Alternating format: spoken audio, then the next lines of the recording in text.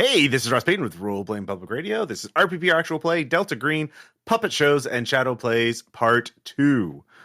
In the first part of this scenario, which is an official Delta Green scenario written by Adam Scott Glancy, and it's been republished for the new Delta Green. It was originally in the original Delta Green book back in the 90s, but it's been rewritten and revised for Delta Green, the standalone role-playing game. Two FBI agents, a medical examiner, join the hunt for a serial killer menacing a stretch of highway in the Arizona desert in tribal lands. And they find a whole lot of bad things. And they do uncover the killer, Emmanuel Santana, an Apache and former Special Forces soldier who went AWOL and has been living as alone in the mountains all this time, suddenly decided to start murdering people, and that's definitely all that's going on.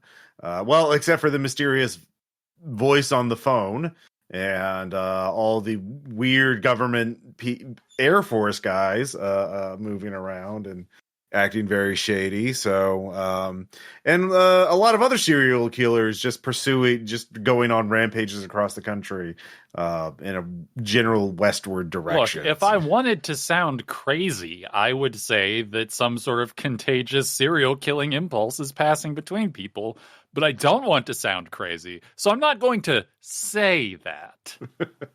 I thought we were going with the murder tumor. It's true.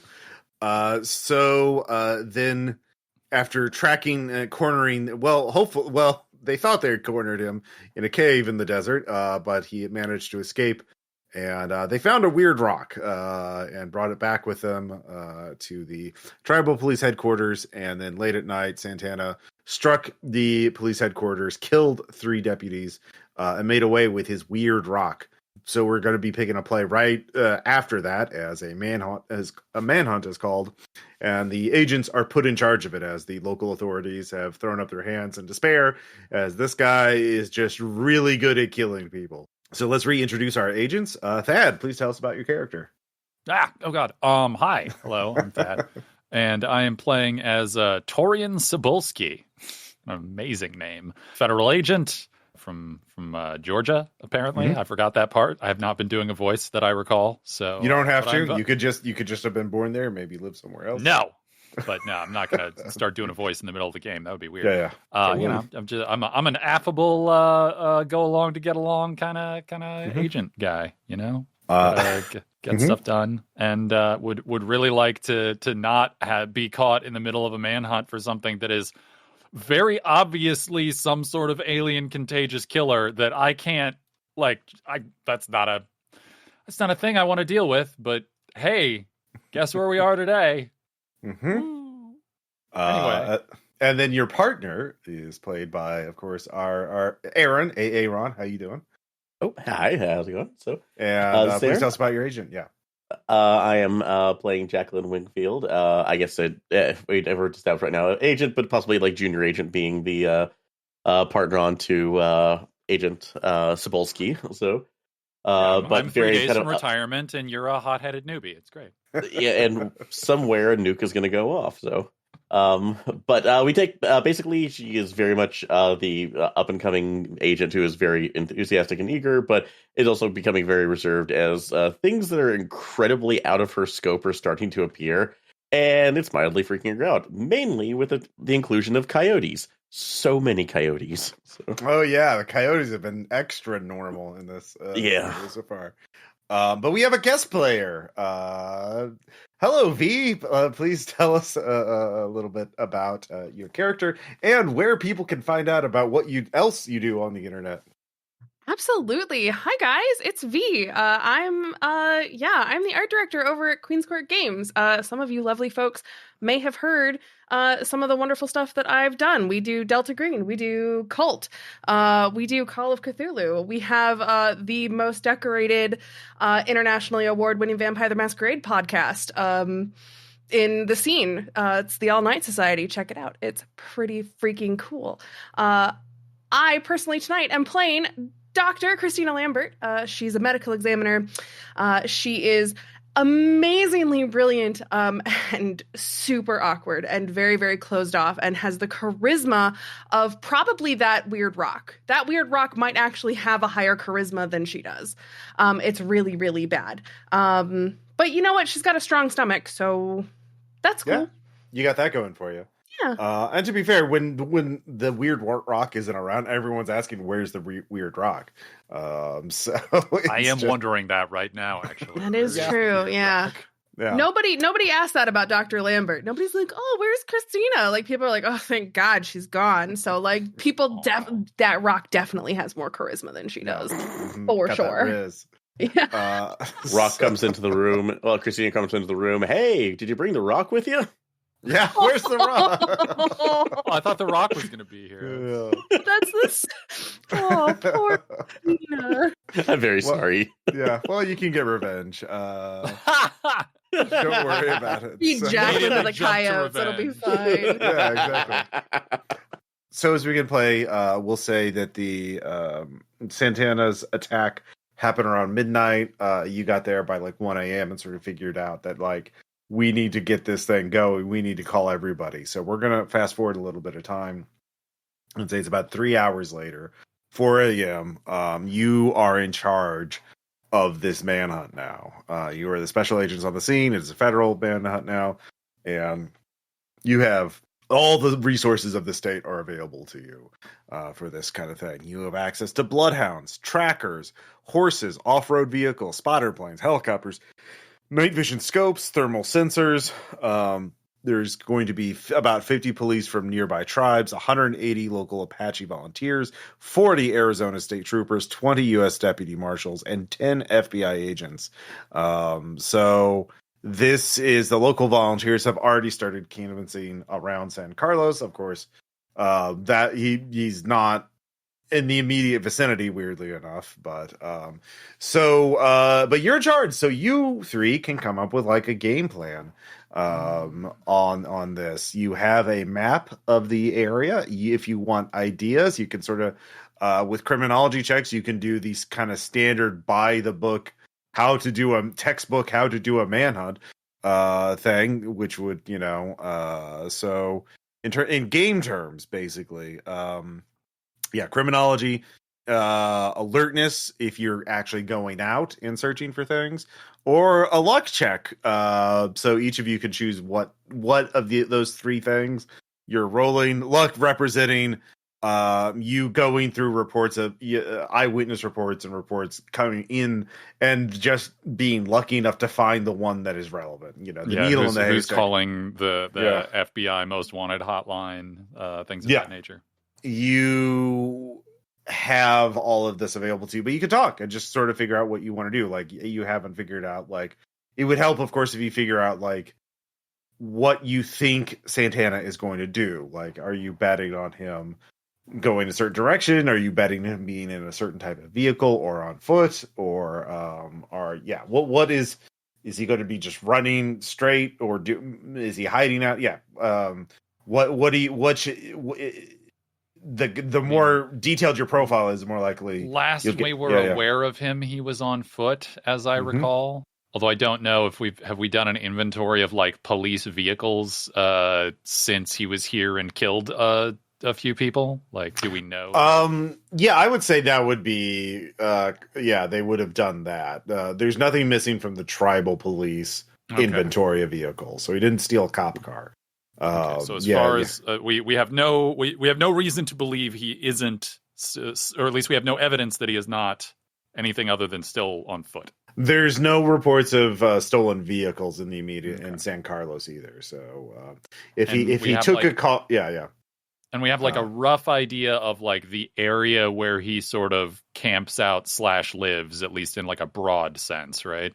You knew where he was, the cave, which the cave. I can't remember. Did we talk to like the there, if you scroll down, there's the map that shows where the sacred cave is. Yeah, it was fair. I just wasn't sure if we talked to like the tribal. What was the guy's name? Oh, the chief of police for the tribal police. Yeah, you can talk to Colorado's. He's devastated. I was wondering, had we talked to him yet about like where that guy normally camped out? Like, Like where?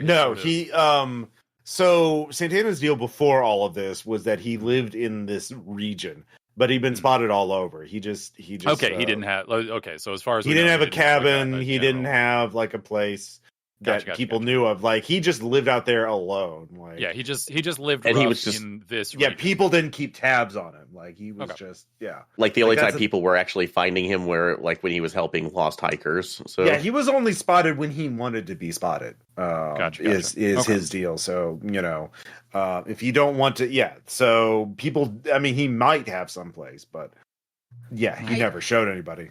Yeah. Okay, question.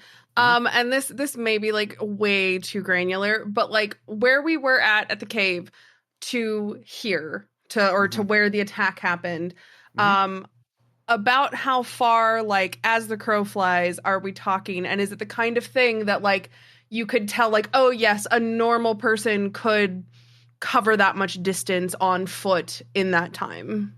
I'm gonna say it's about roughly 10 kilometers. I'm just eyeballing it now.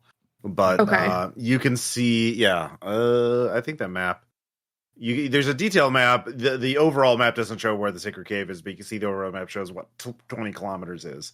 And if you look at the close up, you can see where San Carlos is, and it's just a close up of that map, so it has the same scale.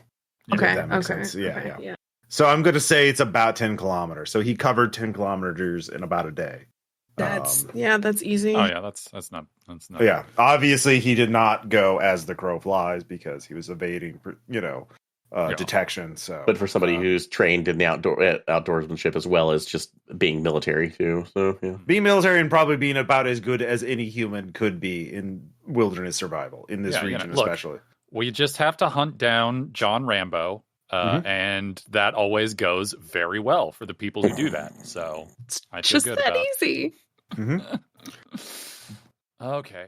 Well, do we? So by saying you're on foot, that's good. That's you can like set up you want to set up any checkpost on the highway, or just put everything on foot.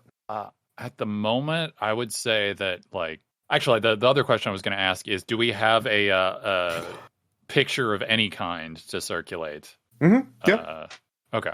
Making sure. I would say there's his army photos. I would say like Colorado's has one photo when he showed up. I was figuring at least from more recent, but it means like years ago. But like he did show up once at a get together, he was rescuing a hiker and he came in and somebody snapped a Polaroid. So you have a couple. You have those two photos of him, and the tribal all the volunteer police know of him and would recognize him. And he's a big dude too. Anyway. Yeah. In between where the Sacred Cave is in San Carlos, is that mountainous area? Is that mostly still like desert, or is it still?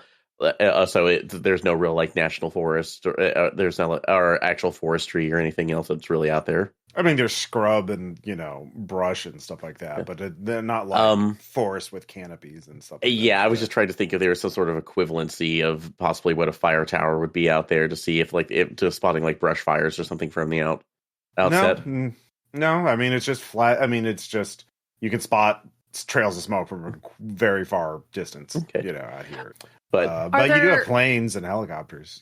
People can just fly around. Anyway, sorry. No. In addition to the Sacred Cave, are there any other caves or tunnel systems in that area that? Okay, great. Quite a few. Yeah. Of course there is. Of course. It's a riddle. Well, I mean that it might be a good idea to dedicate some teams to looking into caves. Okay. Although, I agree. I do wonder whether or not like the specifically it being a sacred cave of some point made it. I mean, I don't know if he's interested in secular caves or not. You can be a human check or a criminology check to sort of figure out why. What's your human at? My human is 60. Okay. 7. Nice. I mean, that cave wasn't like super great as cover. He was at that cave because there were victims there. Like. He came there and he just ambushed them and killed them, and they're already there and he was already hiding. So yeah, it was not the cave, it was the people. By the way, do we think the rock was already there, or was that something he dropped? Like, do we have any theories on that? Logically, it's something he brought with him, and that's what I would say. That's why he took an extraordinary risk. Okay. In that case, like, I think definitely making sure that, like, carrying large weird rock is or something that could contain a large weird rock is a good signifier that it is the guy. Yeah. I mean, given how desolate this area is, there's not going to be mistaking pretty much anyone else for him. He is a very distinctive person, and it's a very low population area. So, well, in real life, I don't know anything about running a thing. So I'm going to roll criminology. All right, all right, roll criminology. Dr. Lambert, what are you going to be like back organizing things? Are you going to like ride out with a group, or are you going to look through witness reports and hope for the best?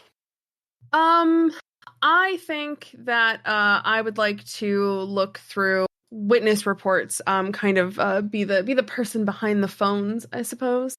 So I think it's just a better use of my skills, considering I'm not an agent at all. Yeah, I mean, you'll spot it if you find it. Like, it's just literally luck at this point. So that's just a 50%. 19. Okay. Well, hold on. Let's get to Agent Wingfield. What is your approach? I'll actually be out in the field while they're doing right now. Taurean is currently doing the organization and basically kind of leading the front one. So I'll hit an alertness check with everyone to see if I can pick up on anything. That's an +2. Okay, that's very good. I trip into the cave that he's at and immediately die. So this represents all three of you are success. What'd you get, Agent Cybulski? Oh, I got a 41 under 50, so I succeeded. All three of you are successful in your efforts. So one thing you find out is that there are a number of reports of first there are the vultures. The vultures who find animal remains drained of blood. A sheep, just a goat, that kind of thing. And along there, they and bloodhounds are brought out, and you have the foresight to have the bloodhounds, who have Santana sent. Thanks, because he did leave behind some scent at the sacred cave, and at the police station. And they confirm it, and so they start going. He's going northwest, judging from these initial reports. There's also unusual numbers of coyote sightings, and you have the foresight to tell them to don't just ignore that. Tell us when you see coyotes and what they're doing. And the coyote howls and ours seem to be going towards the northwest as well. You continue on, and let's see here, Agent Wingfield. Let's see here. How many hours is it? It is 6 hours later. It is 10 a.m. And actually, no, wait. No, it's there's a 50% chance it could be a.m. or p.m. So it's actually 10 p.m. Sorry, full day. Yeah. You get a sinking sensation in the pit of your stomach when you see in the distance going to the northwest. Don't say coyotes. Don't say coyotes. Don't say coyotes. A coyote howling near a ghost town, a collection of wooden buildings, in a town that was abandoned decades ago. The local volunteers tell you ago when the mining nearby dried up. It's just flat at this part. He definitely went here into the ghost town. Yeah. And so that's you're not anywhere. You're looking at it from binoculars. You're pretty far away, but you need to get your guys to start. You got a sense you probably need to clear out this ghost town. Yeah, I do give them the discretion. Who all am I with right now? Who do you want to be with? You're not with the other agents. The other two are beyond. Yeah, I know. I was trying to think at least if it like local forces, that would be part of the tribal police. You could choose. You're running this thing. Who do you want to ride with? Okay. Do you want to go with the volunteer tribal police, or the volunteers, the tribal police, the Arizona State Police, FBI agents, or a mix?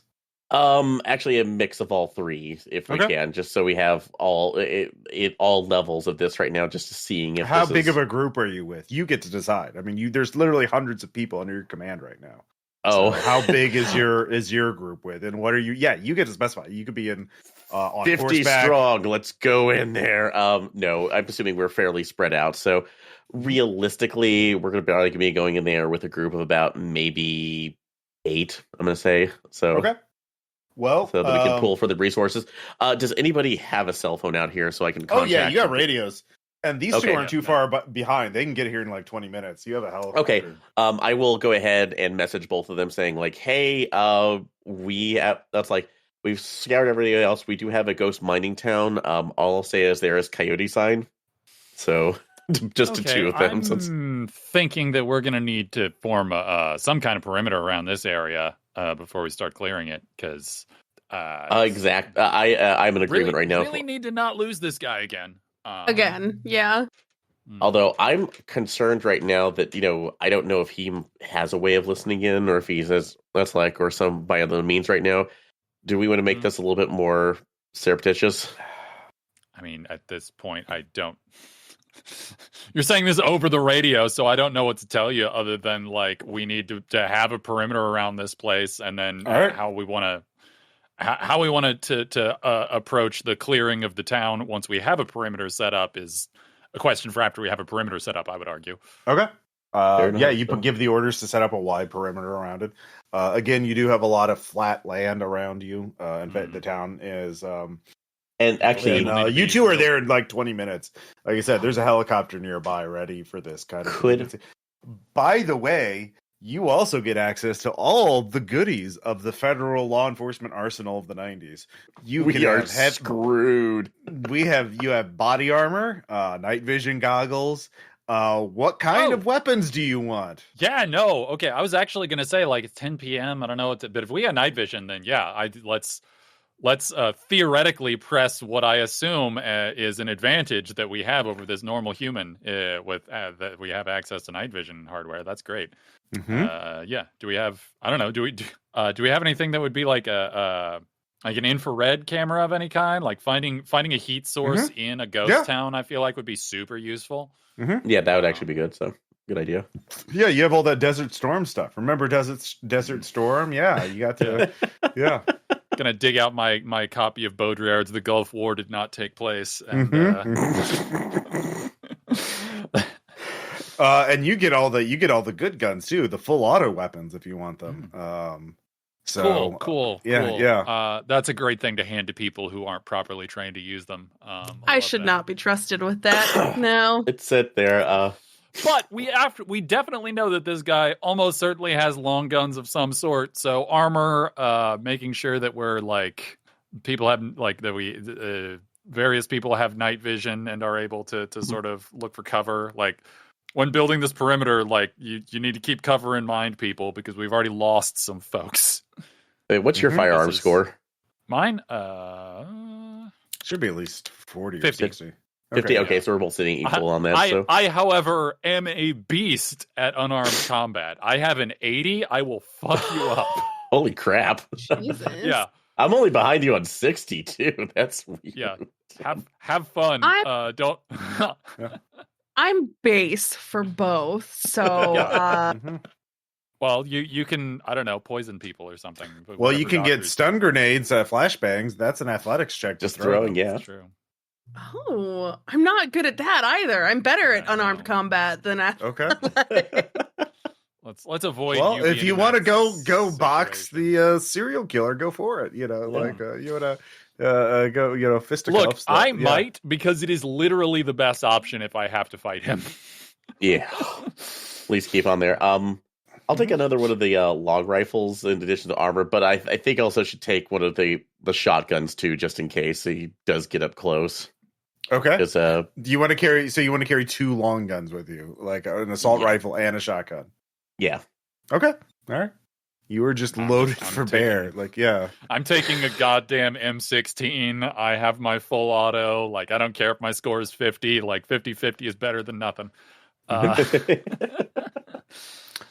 you want fire slugs then, or shot? No, we want slugs. So it's this thing. If we get a shot on him, he gets up close. We need to be able to go through him. Unfortunately, so especially whatever is going on with him, I want it torn up. So, well, yeah. I mean, I seem to recall there being something in regard to the autopsies involving like a lot of adrenaline in the systems of people who were like. Was that? Am I misremembering that? Or no. I can. I feel like the people who are have been along the chain have all been pretty amped. So don't love that. All right, so I will let you. So you go in with a party of 8 with you. Actually, we probably should decide like where does Dr. Lambert want to be? Because I feel like you're probably not going to want to be on strike team. Like, are you going to be sort of with perimeter folks nearby? Like, I think that's probably the best place for me. Okay. I'm definitely you could be a spotter. Yeah. Okay, I'll say you're with a perimeter sniper, and they have. I'll let you roll for their firearms. They have a firearms of 70. And, okay. And a rifle. Just want to make sure we had that. You can roll for them, but yeah. So you have an alertness and a firearm check. You also have a paramedic stuff. So yeah, you and the 8 people, the 2 FBI agents. So there's 10 of you total. Looking at this ghost town, ready to. Can we get some like Can we get actually before we make our specific that? Can we have one of the helicopters maybe do some like infrared camera shit and see if they can narrow down like areas to examine? Sure. Yeah, I'll roll for that. They don't see anything. They do see coyotes circling the town. And or at least one, but then they notice a cold spot in one of the buildings, and then they made their check. They realized that there are tunnels under the town, that the mine was sealed up, but like they don't know exactly which. Yeah. Okay. Well, can I request some of the other like agents that are not like here? Since I'm assuming that we still have some other folks, I don't know, because you said we had access to federal agent resources. You can flood the mines, yeah. Well, I wasn't going to say that, but actually, I mean, if that's an option. But if we can have, if they can try and find a map of like exits, if there's any like, if they can find old information that could help us like prevent, they start looking for that frantically to another escape. Sure. Yeah, so they're frantically looking for that, so they'll cover that. Yeah, but you need to flush them out. So yeah, it seems like the surface buildings are clear as far as the helicopter can tell. Who are you going to let the NPCs lead the way, or are you going to lead the way? Oh, absolutely. Like I'm commanding is what I'm delegating is what I'm here for. So it's about like 11 p.m. It's dark. Although the moon, the moon is unusually bright. The moon is out tonight. A clear night. And you just see this desolate town in the middle of the desert. All these wooden buildings just caked in dust and sand and grit. Broken windows. They tumble. Not even tumbleweeds, but just a snake slithers by as you disturb their little resting spot. It is just eerily silent despite the perimeter, and you can see all the lights of the cars and the other people, of all those armed agents watching the 10 of you move in to the scene first, leading the way. So both of you give me alertness checks. Okay. Yay.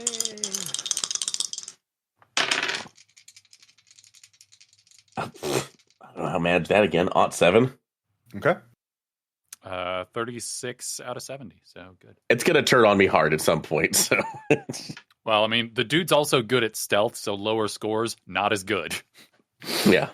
So you can see that Santana must have been here. is only because there is a hole in the street that has been covered up. Did he make a goddamn spike trap? Like, what are we doing today? Do you want to investigate it? Do you want to just avoid it? Is there a rock that we can roll towards it? Yeah, sure, of course. There's fucking billion rocks out there. Yeah, so take a sizable one like this one, and they would wait a little bit and just roll it across there, see how much give it has. The camouflage gives way, obviously, and the rock just falls, and you don't hear anything for a second, and it just lands on the ground. You realize that was just a hole, just the tunnel. Oh, not like a planned entrance, but like just a hole into the tunnels. Okay. Does it seem like it was set up as like a trap, or is this a way that he was just getting in and out? Oh no, it was definitely a trap. Okay, so yeah, everybody keep an eye on the ground, things out of place. We're looking for someone who is certainly aware of guerrilla warfare tactics. So head on a swivel. Give me another criminology check. 47 out of, what was my criminology? 50. Hey. So you realize that some of the other feds are getting antsy, and they're also entering the town from the other side, and ready. They're looking like they're going to go into the tunnels as well. I'm going to tell them to not do that until we've cleared the air, the town, and have an idea of the exits. We need to... Okay, roll persuade. This is another FBI agent. Really? Are they the agent in command? They are not the agent in command, but they're ambitious agents. They ambitious to get an extra hole in their head, because that's a very good way of having that happen. What was I rolling? Persuade? A persuade, yeah. What is my persuade? 50. Ooh, just missed. So I guess he's going to do what he wants to do. Yep, they go in. What are you going to do? You have ropes and a rope ladder. You can. No, they can do that. They're welcome to. Okay, what are you doing then? I'm going to continue clearing the surface area and looking for and marking traps now, looking for our dude and trying not to get anyone else killed. All right, so you start searching, you start watching, and you realize you didn't have time. You probably did not have much time to set up anything else other than that. You don't see any other concealed entrances. Okay, there are, yeah. But, you can give me another alertness checks. Okay. 11. Oh. I thought I failed that. No, 69 out of 70. All right. Nice. Very nice. Very nice. The surface level's clear. You realize he wanted you all to go down into the tunnels. And that's when you start hearing screaming over the radio and a rumble sound coming from below, one of the nearby tunnel surfaces. Shouldn't have did that. Everyone roll sand. You can hear gunfire coming from below. Okay, well, I'm making a note of the guy's name who decided to not follow orders and get all those people killed. Yeah, I failed that sand check, by the way. Yeah. Succeeded. Same. Yeah, it's just one because you're just hearing it, but it's violence. Yeah. So they hit something. If you were to guess, they had more traps set up below. Yeah. But yeah, what are you gonna do? Don't go down the hole. Actually, no. I think go down the hole is probably the correct answer, but not one of the entrances. The literal trap hole that we found, I think, would be a better entrance area because it's not meant to be used as an entrance. Okay. So I'm going to see about getting ropes for us to descend. Yeah, you have rope ladder. Yeah, you can just. Okay. Yeah. Then that's what I'm thinking, because I don't think going in anywhere that is intended as an entrance is a wise idea. Do we have I thought any? you were going to say that we should go in after the people who already died because they've already set off the traps. No, I know, but I was just oh my god. No, there's radio. It's kind of hard yet. You realize the radio can't get through very well to the surface, so it's just. I'm gonna call back to. Yeah, fire. Okay, that's fine. Yeah. Yeah, I'm sure you are. Before we just end, do we have any the spelunking, the glow sticks used for spelunking that we can throw down there? Okay. Yeah.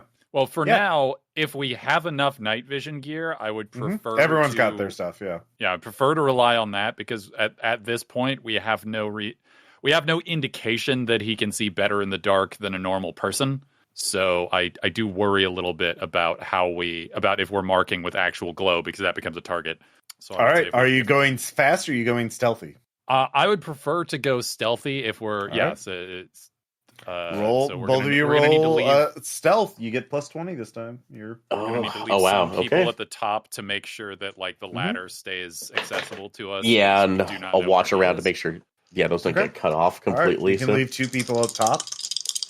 Okay. My stealth is still trash, even plus 20. What the hell? Nope, fail. On 1. All right. I don't know what I'm doing. You go down first, Wingfield, and you catch Cybulski before they make any sound. You are like the knight, and you're in a abandoned mining tunnel below this town. He's going to kill me first so hard. Mm-hmm. So, unless you have military science, I was going to say, do we have an idea of the direction that the idiot brigade is in? Yeah, that's the other sound. You can start hearing. There is still some sound going on. Occasional gunfire. If they are and screams.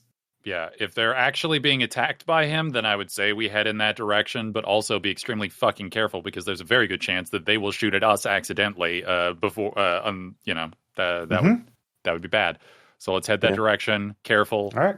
Could we say, I guess, I'm trying to think of strategic. Well, that probably would have been more military science to have like a click code that we could have put with them in case any of them were alive, but that's okay. No, you have communication methods. Like, you're federal agents. You're trained for this kind of thing. You actually are, yeah. So okay, cool. Both of you give me alertness checks. Let's see. That one does fail. 71. Okay. 32 out of 70, so I'm good. Cool. Okay. Both of you realize, so there were 10 of you originally. You left 2 on the surface, so there are 8 of you. And you turn back and you see that there are, there were 8 of you that went down, you and 6 NPCs. You turn back and now there's 5. Oh, shit. But you made your check. Who made their check? I did. Yeah. Yep. You see drops of blood leading back. It must have just happened. All right, I'm stopping the group. I'm like, well, fuck it, let's go. Like this is the most athletics trail that we have to follow. Yeah. Where is my athletics? 30. That's not great. Yep. Oh, just missed. 32. Failure. Failure as well. That's by much. 87 over 30. All right, you see a dead agent. His throat. He's been garroted. And both of you give me sand checks for violence. Yep. Fail that too. Critical success on that 11. So let's see here. Yeah, that's 3 for you for failing, and just 1 for succeeding, or 0 for succeeding. Yeah. That's interesting dead bodies. Because I have just entered a new area called Breakpoint City. Well, you don't fight, flight, or freeze at this. You'll get a permanent disorder later on. Of course, you can project if you want to. But you're still functional. Yeah. I'm going to do that. Okay. Let's see. Is it a D4 for projecting? Yeah. I forget. Okay. D4. Willpower and a bond. All right. Hey, 4. So that clears that. Although I guess I take a -4 from. I'm going to go with the my FBI trainer.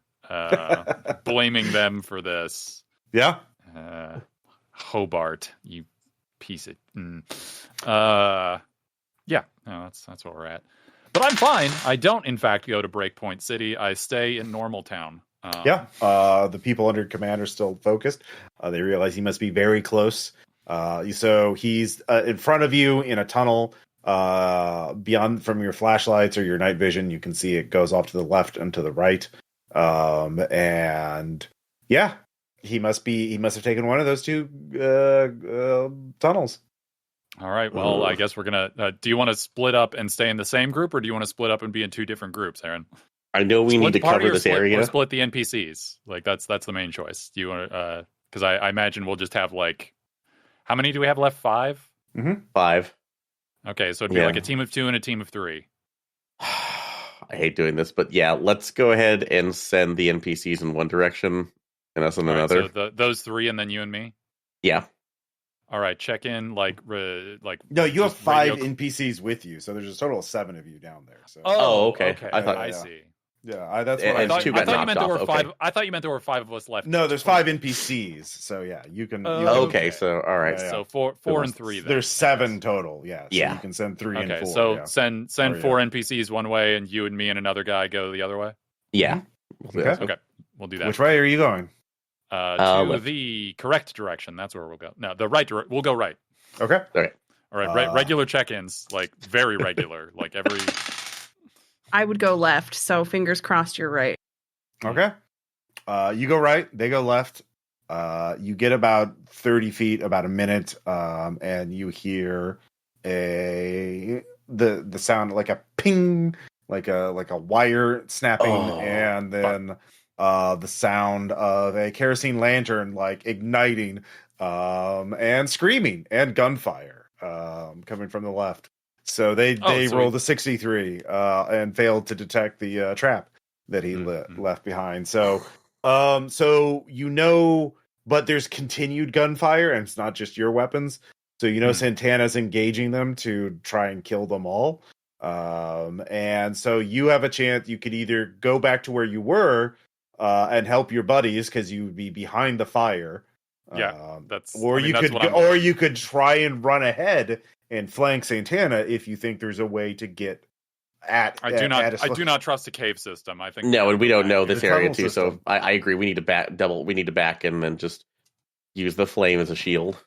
Okay. Well, it's not. It's concealment to a degree. Yeah. All right. So we'll go to combat. So you had 1 NPC with the other 4 were by there. Let's see how many of them. One is you see. Yeah, one is just there's a body on the floor. Just burning, lighting up the corridor. And the other 3 are behind walls, firing down the hallway. Santana. And then there is a muzzle flash at the end of the hallway, at the end of the tunnel, firing at the agents. Let's see how well he does, because he's going first. And let's see here. He gets a 45, which definitely hits. And how much damage is he going to do? Let's see here. It's armor piercing. Okay, damage is 1d12. I don't have a d12 handy. I'm not going to go look for it, so I'll just use... Oh, yeah. All right. Well, one of your agents gets shot in the chest and falls down. So there's 2 fire agents left. There's 2 NPCs from the left group and your NPC and you 2 now. So 2, you're now down to 5. Agent Cybulski, what's your action? I'm going to take aim at where he seems to be. Unfortunately, I'm assuming I can't see him clearly even with night vision. You saw a muzzle flash. So, yeah. Up ahead. If where he seems to be firing from, I'm -20. Let loose. Yeah, that's what I figured.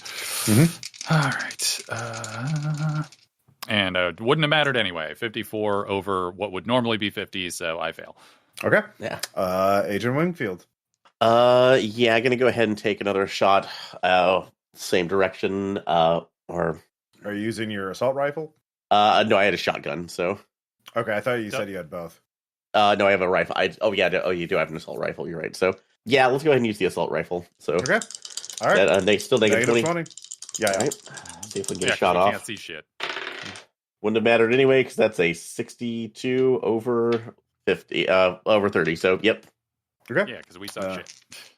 One of the agents is going to try and help the dead agent, not realizing he's dead, so he's pulling him behind cover. The other 2 agents are going to fire. And 1 crit fails, his gun jams, and the other misses as well. So, new round. Cybulski and Cybulski, what is your dex? My dex is 11. And Wingfield? Same. Okay. Santana's going to go again. All right. And he actually misses. He rolled a 95. Do we have, I know you mentioned before, do we have flashbangs, by the way? Yeah. Yep. Okay, because I think that will, when my turn comes around, be my next move, which will be it's your turn. Dumber. Yeah. Okay. Cover your eyes there, buddy. I'll say it's only -10 because you're throwing. It's not. Yeah. To athletics. Yeah. Actually, no, I'll say it's base. There is enough light so you can throw in the right direction. You're not really. Right. Well, it's going to be bad anyway because my athletics is 30. Actually, wait. Let me switch to less shitty dice. These ones were nice to me earlier. All right. Yep. 47. Fail. Okay. You don't crit fail, so it doesn't it just throw it down the wrong hallway, or it goes short. It doesn't. It just adds to the noise and the chaos of the scene, but it doesn't really change anything. Agent Wingfield, what do you want to do? So yeah, we're not really seeing him too, and I'm guessing that is the fire still going from the kerosene trap? It's burning. Yeah, I mean it's an oil fire, right? It's going to burn until the oil runs out. So okay. But otherwise it's on rock, It neutralizing it, because I figure the light from that is probably messing up our night vision too. So I mean, it's military grade shit. So the fact that you can still see him is yeah. But it is kind of fucking with you, a little bit, yeah. Since I know we're not, it's a calculated risk. Can I take a round to aim at him to try to get negate the negative? Sure, of course. Okay, let's go and do that, even though that's putting me at risk. But yeah. All right, new round. Oh wait, no. The other agent's going to be one agent spending his time trying to check the dead agent to see if he's still alive, because again he was just shot and fell over. The other two are going to fire. One actually hits, fires a burst, and there's a hell of a burst. And let's see here. Other one hits as well. Yeah, he is seemingly staggered by the shot, and by the shots. It looks like your fellow agents are training it, so he is going to, on his turn, run before you get a chance to hit him. He disappears, or he stops firing on his action. Yeah, so fuck it, I'm chasing. Like, I'm following whatever trail of blood he's leaving. Like, not. Do I have a chance to take a shot before he turns heel? Nope. Okay. Yeah, he acted before you did, so you were aiming, but before you're ready to pull the trigger, he got hit and flinched and turned the corner. Okay, that makes sense. Yeah. So yeah, that does. Yeah. Agent Cybulski, athletics. Worse than his. Fuck. 38 over 30. So no, I'll give you a +10 bonus because he is wounded at this point. So you get within sight of him. You're pretty far up ahead from the others. What are you going to do? I'm going to keep going until I get a more clear visual to take another shot. Like, I'm not going to shoot just at this distance. That seems wasteful. Oh no, you're getting you turn. Let's see here, Agent Wingfield. What are you going to do? Pursuing at the same. All right. Oh yeah, athletics +10. Yep. Thank goodness for that +10, because that's a 37 under 40. All right. Both of you catch up with him. You're all at close range now to each other. Yeah. I'll say both of you give me a dex ×5. If you make it, you get to go before he does. Oh, come on. 53 under 55. Holy nice. 91. Shoot him before I do. He shoots me. Yeah. We'll see. Well, we'll see about that. Firearms is 50. 63 goes wide. Okay. He is going to shoot Agent Wingfield. Or try to. Oh wait, no, did you? I said you were close range. You get a +20 bonus to that. In that case, I succeed. All right, roll 63 under 7. 63 under 70. All right, roll damage. What is the damage for a fully automatic? 10% lethality. Oh, all right. So first, I roll D10 to see if it. Mm-hmm. Okay. No, you roll percentile. So if you're not familiar with... but I mean, if it's 10%, then you could also just roll a d10, and if you rolled a 1, it would be lethal. Well, no, because if you go over it, you add the two together for the amount of damage you inflict. Oh, okay, I see. Yeah, I don't have the book in front of me. I was just going off of percentages. Lethality. I don't think I've ever actually interacted with the lethality rules because I'm not usually this well armed. Well, you're going to interact the shit out of Santana with this. Okay, well, I rolled a 93. All right, so that's 12 damage. And he falls down quite dead. Okay. You stitch him up. Yeah. We need to put this guy in a bag real fast. Actually, did we need just to burn him? I don't know. I feel like you should let the medical examiner at least take a look, right? Like That sounds like a great way to get infected by an alien parasite. If you're not safe about it. So the two agents that survived come up and like, all right, congrats. This will be a promotion for you, sure. Yeah. No, that's great. Step back. We need a perimeter. Do not touch him. Like, we need to secure this body. Yes, we need to secure him. We need to make sure it gets back to the lab. Yeah, I am taking point here. What I need you to do is I need you to go and assess what's gone on with the other teams. There may be survivors back there. Me and my partner here are going to secure the body for the medical examiners, but you need to go there live. Our order is to prioritize. No, our orders are to prioritize the body. I am the agent in command. Go back there and find me some living fucking agents now. Roll human. Yeah. No, roll human. Oh, okay. Ooh. I make it 53 under 60. Oh, this guy's not an FBI. Look, we're here to secure the body. Come on, just here, help us. Yeah, you get him the body back. Under what branch? Air Force. Okay, yeah, no, you go ahead. We're gonna go back and look for survivors. Then I'm leaving the body with these people. I do not care anymore. I'm immediately going back to look for traps and check for survivors. I wash my hands. Actually, well, you do realize that would be bad for your career if you don't cooperate with them. Oh, well, I mean, unless they ask me to do something. They do. Okay. They are wanting you to help. For many hands make life, great. Make it work. Okay, so are you aware that there's a potential infectious aspect to this? Sir, we're in the field. Let's not talk about secure matters. I touch. So you are. Thank you. That's good information. Are there any protocols we specifically need to follow, or are we just bagging and tagging? We need to get this back to the autopsy, to the coroner's office, is our orders. Okay. Also, actually, before I touch Dorian's light, hey, we might need to find that rock. Yeah, I mean, do we? Oh, is he carrying the rock with him? Do we see it anywhere? You do not see it immediately with you. Okay, great. Search check to see if it's around, or it's not in the immediate vicinity. You don't have to make a check for that. It's not on his. Okay. He can't. Yeah, it's not on his person. It's not in sight. These are a lot of tunnels, and I have a Polaroid of the item, but otherwise, we're gonna, I guess, help secure the fucking body. Do we have a body bag to put it in? Oh yeah, they have a body bag. Yeah, good. Yeah, then let's get it inside of the bag. Mm-hmm. Yeah, that's what you're doing. They need 4 people make us a lot faster than 2.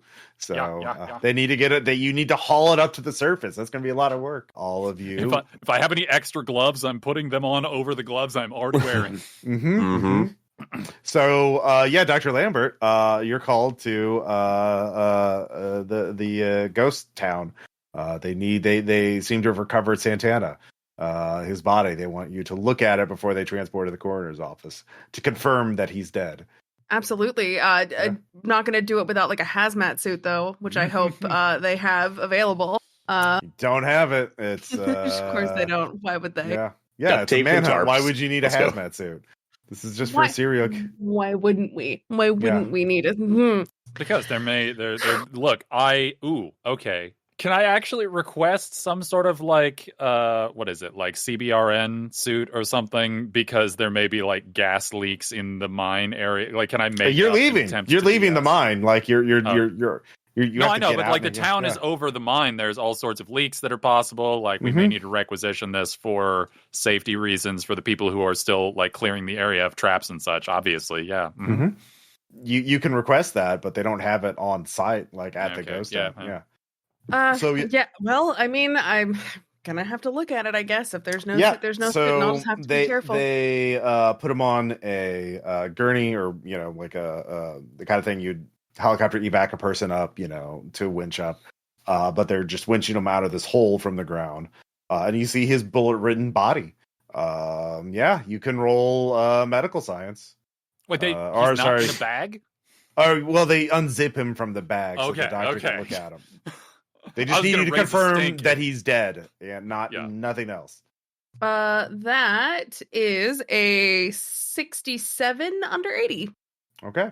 Yeah, he took a lot of fucking bullets. He took a lot of bullets to kill. A couple of spinal hits, but he's not breathing. He's not. His heart's not beating. Yeah, he's quite dead. I mean, you don't have so what do you want to do next? There are these tactical guys hovering over the body as well, watching as much as they're watching the body.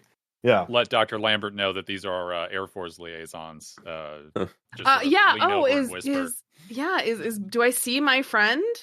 My buddy, my best friend? They're wearing like gas masks and like a full tactical kit, night vision goggles. Of course they are. God forbid we should have the same. Why did you have the night vision goggles? Yes, that's true. That's true. Pleasure, gentlemen. Well, he appears to be dead. Good. We'll transport him to the coroner's office for an autopsy immediately. So we have a doctor standing by. And all of you can on the scene can give me human checks. Ooh, okay. 61 over 40. Sad fate. 77. I critically fail. Okay. Damn it. So 63 over 60. Okay. Well, they are wearing masks, so it's a little hard to tell. Yeah, it's hard to tell. Can I also make an alertness? Yeah. Sure. Can I possibly make an alertness check to see if check on the coyote situation? So there is you don't have to make a roll. There is a coyote just sitting in the very distance, like behind a cactus, kind of peeking out and watching you. I look directly at it. It just mouthed. Can I tell it's looking at me or? Yeah, now it is. I just mouth towards it. Are we good? Are we done? All right, give me a sand check. Sure. Yeah, you want help from Coyote? Sure. I'm so happy. Please, if there's any justice critically, damn it! So I made that 40 under 56. Did that Coyote just shake his head? Yeah. Yes, please. Yeah. No, you are not done. Are the Air Force guys still around? Oh, they're transporting the body to the coroner's office. So they're taking the body, put it on a gurney, and they're taking it to an ambulance to drive.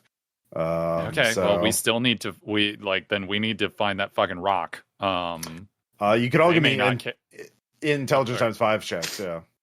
Okay. Actually, no. There is actually a person, another a tribal officer holding the radio. Which one of you is in charge? I guess that's me. Point to Taurean.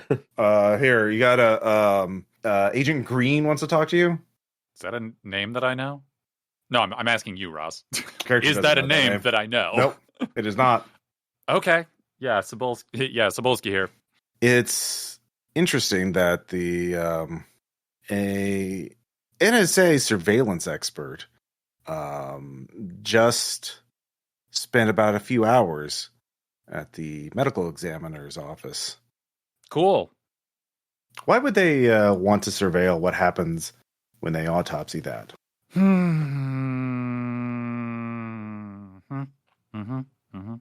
might want to watch the show.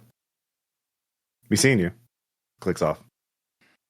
We need to find that fucking rock. I mean, here's the thing, though. Mm-hmm. Do we? We don't need to find the rock. We need to find what came in the rock. Well, I mean, if we can't find the rock, we won't recognize the thing, whatever thing was in the rock. So I'm just become academic. Do we have an impressioning tool for the rock? How do we know? I mean, I have a Polaroid picture of the rock. That's all I have.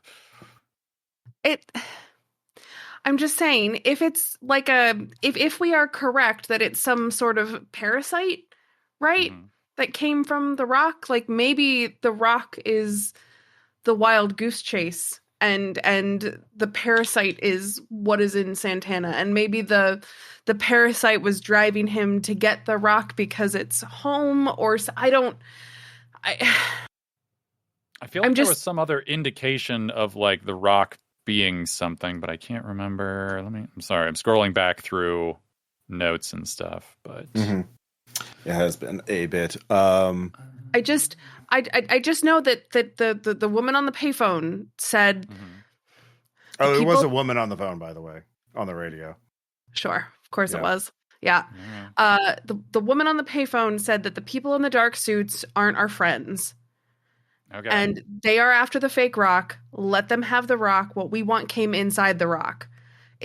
She didn't say that it's in the rock now. She said it came inside the rock, which to me would indicate that it's no longer in the rock. Let them have the rock. I think the rock is not what we should be chasing right now. Yeah. Okay.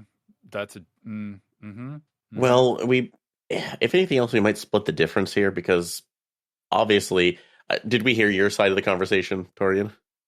I would have told you what happened on the radio. Maybe it's like we can stay behind here, and you have enough medical credentials that you can at least get an over on the autopsy if they're willing to watch it. Then we can search for the rock here. If the rock is not what matters, I'm willing to believe that. But the other thing is that if we go and if these people are doing what them being nefarious would imply that they're doing, then we're probably going to end up in a very severe situation. And so I'm just going to ask both of you if you are ready for that. I mean, what? As much as we are, it can be. What are you implying, Cybulski? Are you ready to kill people? Are you ready to watch more people die?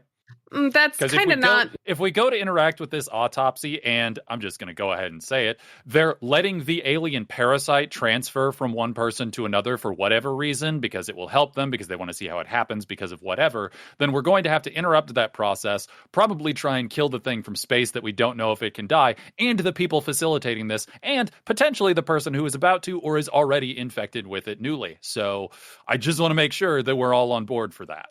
Are we all on board for that? Or do we just want to go rock hunting and pretend none of this is our problem? Because I don't know what to do. I'm not a geologist.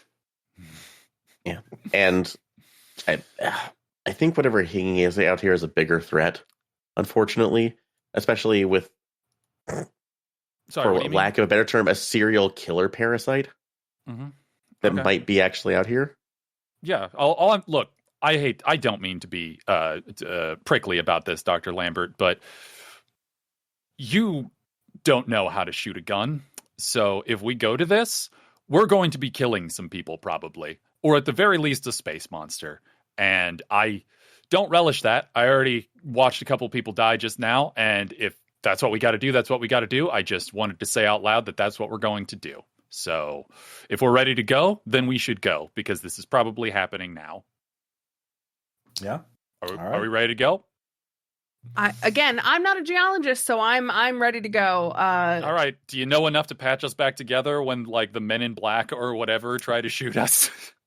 Of course I do. I am very, very good at my job. Thank you. Okay, cool. Well, let's go then. All right. Well, Reloading. apparently, one of my ancestors was a geologist, so let's go. Yeah, reloading up my rifle and going to apparently fight some Air Force dudes potentially in order to stop them from continuing the chain of alien parasite murder. Now honestly, it's all speculation. You don't know for sure that they're going to try and continue this. They might just be curious about what's. I have no idea. We don't know what voices on what things to trust. We're having like weird conspiracy phone calls. We have magic coyotes. We have rocks from space that we are all definitely sure contained some sort of contagious serial murder. So that's the thing that we're going to confront right now. and I do not relish it, and I don't like having to say all of this out loud. Does not feel good. You can stop at any time. Give me a sand check for helplessness. You could just have not. In fact, no, everyone does. Yeah, that's 1 for helplessness. Everyone check. Yeah, because like I'm checking my weapon and I'm getting in the car is what I'm doing. Like I am at 50 over my 48 break point. Oh, I failed that. I failed that one. Yeah, it's 1 for helplessness. Yeah, this is yeah. When like, Cybulski lays it out like that, boy, this it's not good. Yeah. And I mean, I also don't know if the mysterious voices on the radio will punish us for not doing anything. So but also whatever person that they're probably going to purposely infect with the space thing deserves to live. So yeah, I guess that's what I want to do. Don't love this. The autopsy, the body is being sent to Phoenix, which is a bit of a drive. But you are able to load out. You have all your tactical gear with you, so you don't have to like waste any time getting there. And they're taking an ambulance, so it'll they're not going at super fast. So you can get there pretty soon after they get there, and you know how they're taking it to this place for an autopsy. They are clearly still following procedure, so it's not like they're gonna get it out of the ambulance and throw it on the slab in like 5 minutes. You're going to have some time to do whatever it is you want to do. You could also, of course, drive ahead of them and try and beat them there and have more time to set up. So you have time to talk and plan and figure out what your strategy is for this. Well, my drive is 50. I don't know how much that helps. Yeah, you don't have to, with a drive at 50, you don't have to make a check to get it there ahead of them by half an hour. If you want to get there like an hour or more, that would require a drive check because that's fucking reckless to get there that much faster. But you can get there like 15, 30 minutes before them without having to make a check. That's the thing, is that there's a part of me that's like, well, do we want to get there before them? Or do we want to intercept them en route? Oh, okay. Ooh. Like, do we literally want to just drive them off the road and take them off the board? That being a question, times 5. My only concern is that these guys seem like they are fully trained. Okay. Yeah. It's a great idea. Let's do it. Well, I mean, we're going because that's the thing. If they're doing the thing that I am afraid they're doing, then we need to stop them from doing that. Us getting there before them, yeah, we can interfere in some capacities, but I'm assuming we're going to be in a federal building, right? County quarters. Yeah, it's not a federal. I mean, it's just the Phoenix Medical Examiner's Office. That's just that's the nearest proper, fully kitted out autopsy facility in the state is just. So they're actually taking it into Phoenix and not just Phoenix, Arizona. Yeah. So the two of you can give me intelligence times 5 checks.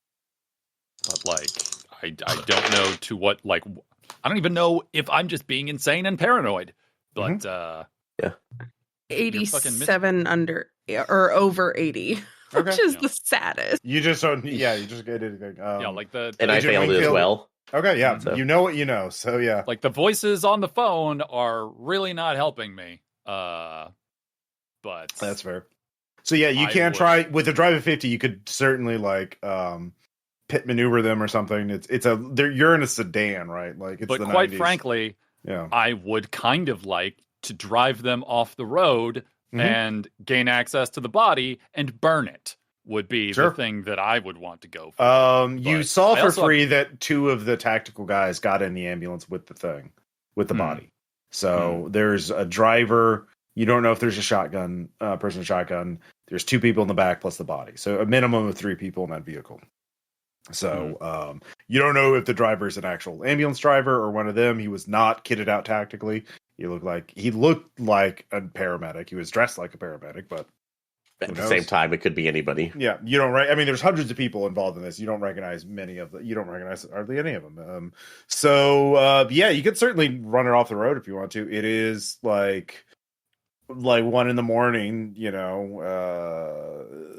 those kind of hours on a lonely Arizona highway at night. There's not going to be a lot of people. It's a body. It's not getting an escort. Yeah, actually, are we in? It's like, is our sedan an FBI sedan, or is it just a rental that we have? It is an unmarked FBI vehicle. Yes, it is an official vehicle. Do we have access to a road strip? That, yeah. Check manhunt. No, it's manhunt. You were kitted out for manhunt shit. That would be part of it. Yeah, if you get in front of them, you can certainly throw spike strips down. Yeah, yeah. That would require. Yeah. You don't. I said you don't have to make a drive check to get in front of them. Yeah, you could do that. Of course. Yeah, they might be able to spot it and drive around it, or it would not be guaranteed it would work, but you could try. I guess would it be more of a criminology check to see if we can hide that so it's not seen? Spikes on the road, man. Like the thing is, yeah, it depends on the driver, right? You just don't know what if it's a paramedic, it's just gonna fucking work. He's not gonna but if he's one of them, he's going to be eyes on head on a pivot, looking around for threats at all times. So he might spot it, but you can't really conceal it. Like you don't. Fair. It's a highway. People are driving on it, like other people are. You can't. Yeah, you don't want to like fucking knock over a semi truck, right? That definitely blocks their path, but no, that's the worst thing to do. So yeah, no, just murder some civilians. We're in the weeds here, folks. Like, I don't have a read on any of these people. Mm-hmm. I do not know what to trust, and I don't even know if the voice on the thing is just fucking with us. I don't know. And quite frankly, does anybody have law? Yes, I do at 30. Okay. I also have it at 30. Yeah, let's give it a try and see. Oh, missed it by actually, yeah, critically failed. So okay, well, you really don't know anything. I don't know the law in my state, so yeah. Okay, yeah. What do you want to do? You can wait. You can follow. You get there ahead of time. You can try and stop them on the highway. Or yeah, you were driving and discussing this. Look, I have nothing. Like, I can't. Mm-hmm. I can't justify being as insane as I would as my impulse kind of drives me to, because I don't know what to trust at any level.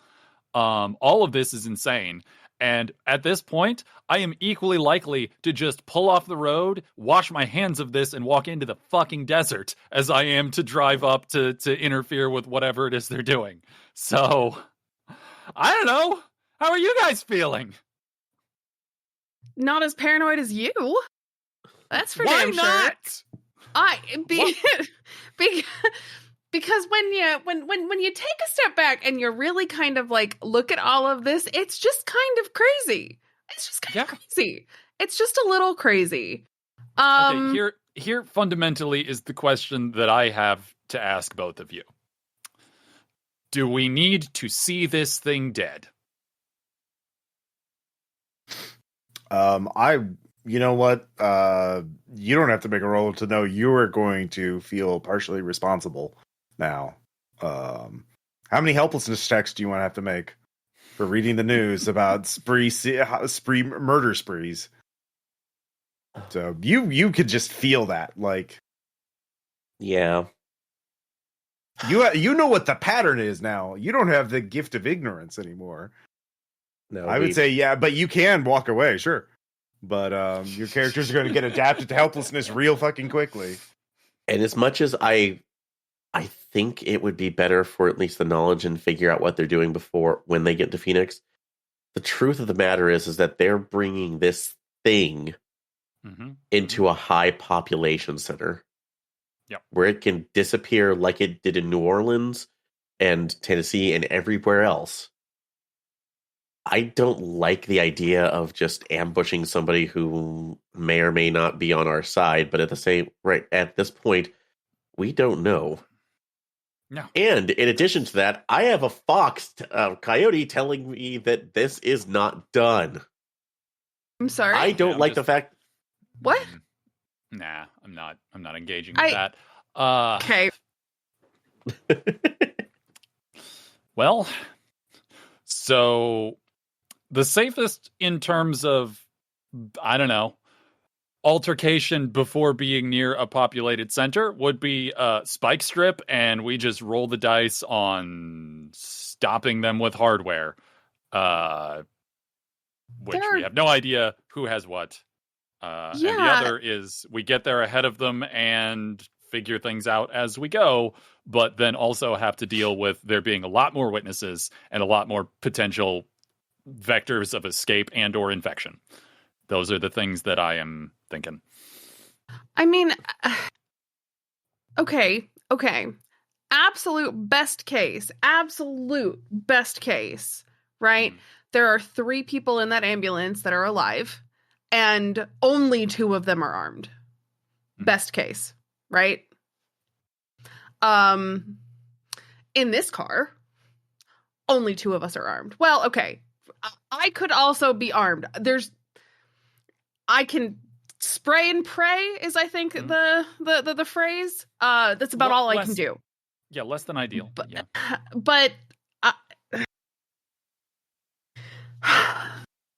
don't think there's any ideal situations here, Doc.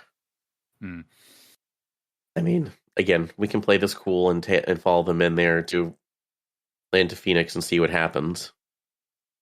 But then also, if this thing gets out... Dr. Lambert, you can give me an intelligence times 5 check. That is a 45 under 80.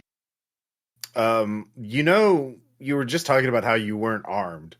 But you're a very smart person, and you know your way around an autopsy room. And there's a hell of a lot of things in an autopsy room that can really fuck shit up.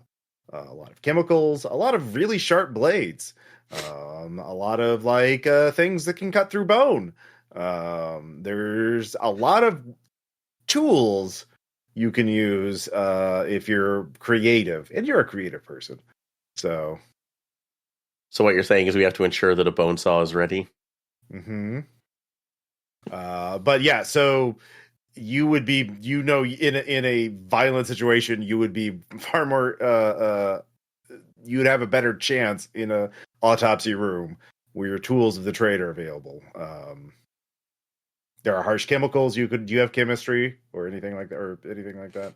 Yeah, Pharmacy. I have pharmacy, yes. And I also have biology, for whatever that's worth. Whip something up that can melt, or poison if you think it's vulnerable to poison. All kinds of toxins. There's all kinds of harsh chemical agents. We don't really have acids. That is the thing that concerns me, is we actually have no idea about the physicality. There's also flammable things. You could obviously set it on fire. You can make a Molotov cocktail. There's all kinds of alcohols and things like that. That is something that occurs to you. So you continue to drive. You have overtaken the ambulance at this point because Agent Cybulski was speeding without maybe even realizing it. I'm 100% realizing that shit. Okay, yeah. So you are well ahead of the ambulance at this point, and on your way to Phoenix. All right. Look, I know that we're worried about the city, and I understand. I think if we know what we're getting into when we go in there, we might have a better chance at containing whatever this is. Well, okay, if we're going to be making use of the area, obviously, whatever you can use in the site is good. Also, I think we need to look into the procedures for initiating a lockdown, because we need that building to we need people to leave that building while we're doing what we're doing. So that might be something that we should be prepared to do. Okay. So you're trying to get to the building, the coroner's office. Okay. You drive. I mean, I don't think our odds for roadside gunfight would have been great either. So I don't love any of the things on the table. But if this is what we're doing, then it's what we're doing. Okay. Are you recklessly driving, or are you just driving fast? I'm recklessly driving. All right, make a drive check. The overturn on the highway. Exactly. That is 37. You recklessly drive, flying down the highway at unsafe speeds, passing every car, cutting between cars, cutting between a semi-truck and another car, just weaving back and forth like a madman. And two of you hold on. But yeah, you get into Phoenix an hour probably before the ambulance is going to get there. So you drive straight to the medical examiner's office, which is at a hospital, and you can see that that we'll just do a quick Google search. Phoenix, Arizona medical examiner. We'll just say that it hasn't changed in all this time. We are blah blah blah blah. Where are their office? It is a place. Actually, I'm not going to look this up because this is it's a big hospital. Oh, great. And but it is extremely unusually empty. It is like 2 a.m. But it's still an active hospital, though, right? Yeah. Is it the kind of thing where like potentially they've called ahead and may have already cleared it? All of you can give me alertness checks. Okay. Yeah. Oh my god. Ugh, 64. 90. Nope. 93. I don't see shit. Nope. Failed it too. Okay. Yeah. All right. Maybe it's they you don't know.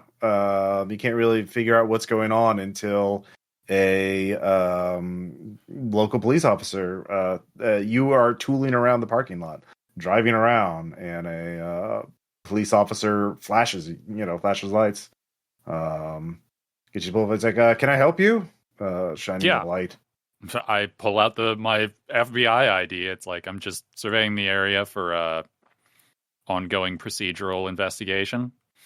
Oh, okay. Have you been roped into the securing the hospital? Well, we had a gas leak in a section of the hospital, so we've partially evacuated the hospital. Okay. Well, yeah. So the ME's office is okay, but like that area over there is okay. But there's a big section of the hospital has been moved for the next few days. Just was detected a couple earlier tonight. We're in the area, making sure it's not connected to a parallel investigation. But we'll thank you for your discretion, officer.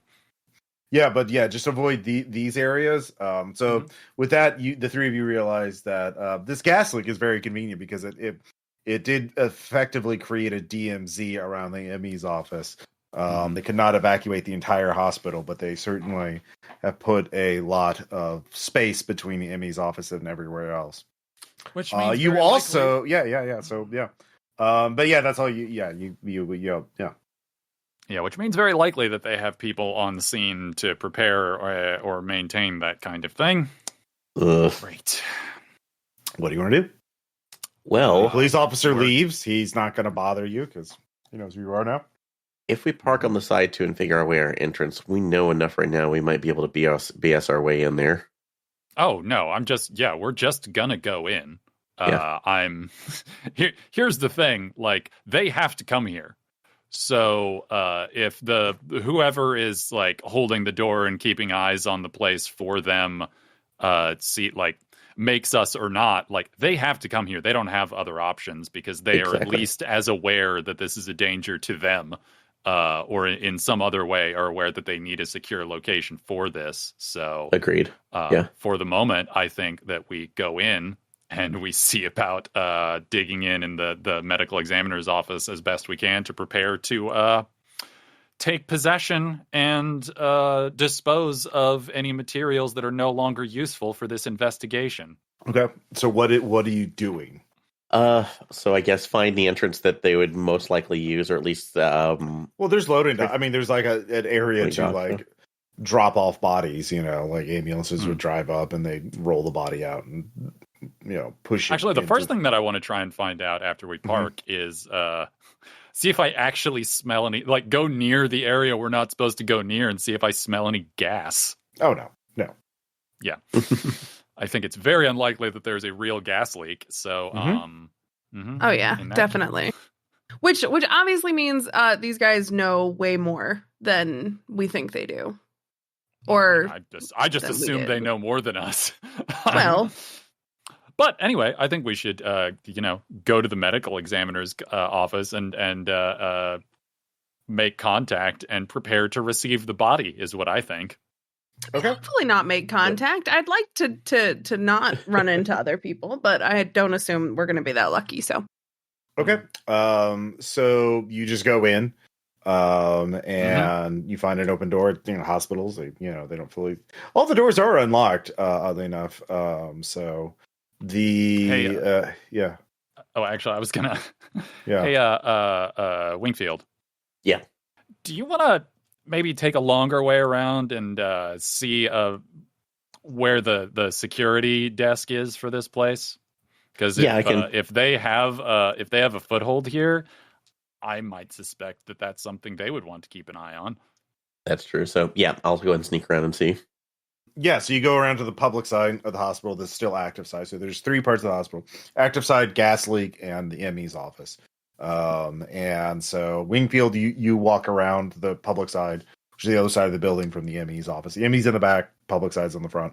And parking lots all around though, big hospital. Yeah. And you go through there you can tell where the security office is. There's signs, but what are you doing? Mainly just kind of walking by to see again, just it's a closed door. Like there's a room, man. Like it's a closed room. Like you're not going to be able to see in. They don't leave the door open. There's no big window letting you look in at the surveillance cameras. So yeah. Well, I would say you're a federal agent, Wingfield. So do whatever makes most sense to you. Hold on a second. Okay, no sneeze. Anyway, that would So before I do that, though, I want to kind of listen, just kind of alertness check to see if I can hear anybody inside. So if it just sounds like there's movement on the other side. Oh, in the security security room. So yeah, you don't have to roll. There's definitely a person in there. Okay. So before we get it, just making sure I know. An office chair rolling around. And, okay. Keyboard. Before we do that too, we're wanting to get him on our side, right? Just. Well, we have no idea disposition of the person in the security room, but it's a thing that we need to have more information about to be sure. So I guess that is a question: is do you want to talk to them alone, or is this a we want to take the security room question? Yeah, if I can have you with me on that one, just because that would be at least 2 federal agents on there. If we find that they are not on the level, then that means that we can possibly prevent another area for observation or alert. So, okay. All right, Doc, do you want to come with, or do you want to try and make contact with the medical examiner here and see what the situation on the ground is? I can do that. I don't think it might look suspicious if I'm just tailing you guys. Yeah. Okay. No, good idea. Here, you have a radio if you need us. This may get very interesting. Okay. I don't like it when you say it like that. Can you not say it like that, please? That'd be great. I feel like leaving it to implication is. I don't have the bandwidth for that right now. All right. But yeah, knock on the door. Okay. Yeah. They're a man in a security uniform, not a cop, but like a uniformed security guard. Opens it. Is like, yes. Hi, just flash it. Immediately rolling human on this guy. Sorry. Yeah, slashing credentials right now. It's like federal agents right now. Sorry to disturb you, but that's like just doing some random checks right now. It's like for an ongoing case. Can we have a moment of your time? All right. Roll. Both of you can roll human. Yeah. All right. 50 out of 60. Here's all my rolls right now. 80 out of 86 over 50. So Cybulski, you're pretty sure this guy's a local. He doesn't have the spec ops look to him. He doesn't look at you instantly suspicious. He looks at you like, oh god, more bullshit I have to deal with. He looks overworked, harried, and a bit annoyed that he's being distracted. But yeah. Okay, no, that's good. I like that. Anyway, we step in, close the door behind us. Yeah, you flash the badges out. Yeah, that'll do it. Yeah. Look, I'm god damn, I'm supervisor tonight. God, our regular's out sick. Yeah. Can this wait till morning? It really can't. It involves a few things, including the issues with the gas leak and other contact. Have you? Tell me something. Have you been contacted by other agents this evening? Because our chain of information is having some discrepancies that the higher ups are not appreciating. No, it's just the gas leak, and that's been really frustrating. I think there's people in the.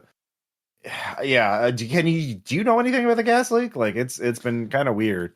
There's some irregularities that we're looking into. Have you had any contact with the people doing repairs or looking into? Yeah, that's the kind of thing. It doesn't seem like they're not down in the utility section in the basement. Where the gas pipes, infrastructure. Where are they congregating out? If I might ask.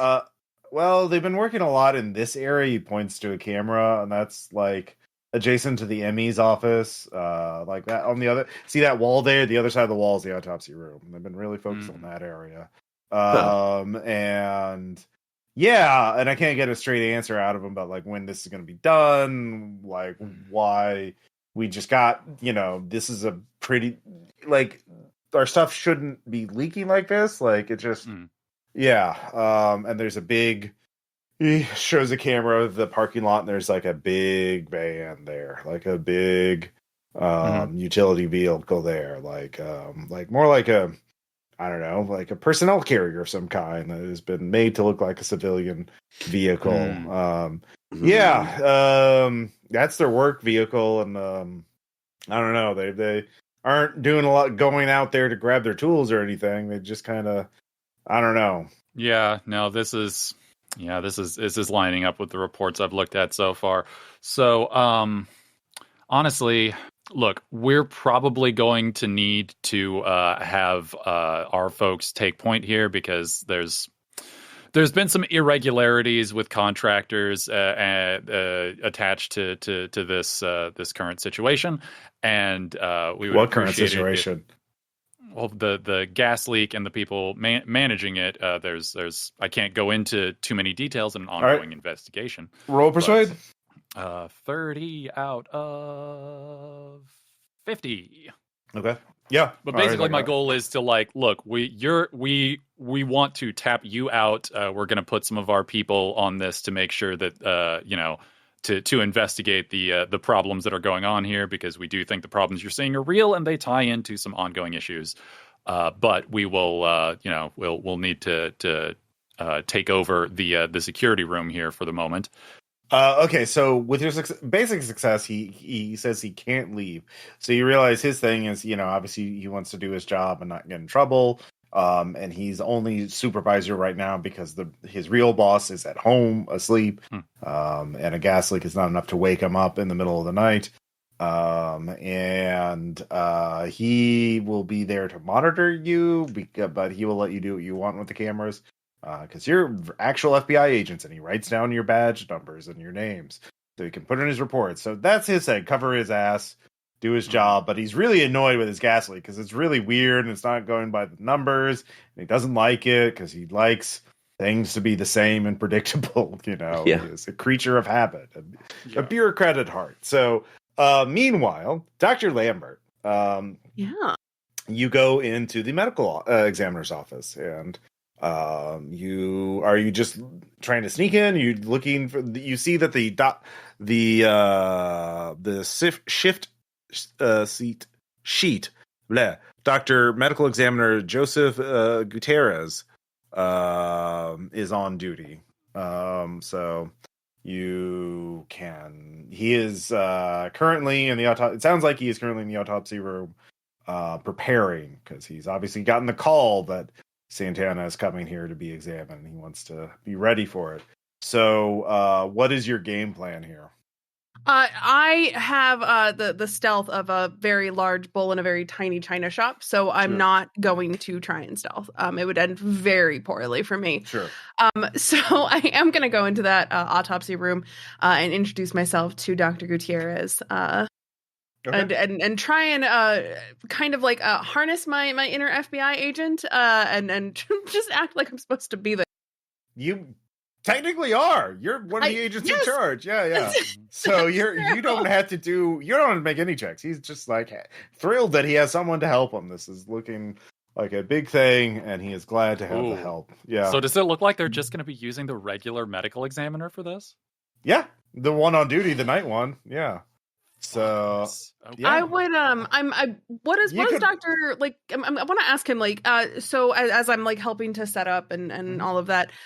So what do you know about Santana, the person that they're escorting here? Devil's Highway has been on all the news. They found him and took him down.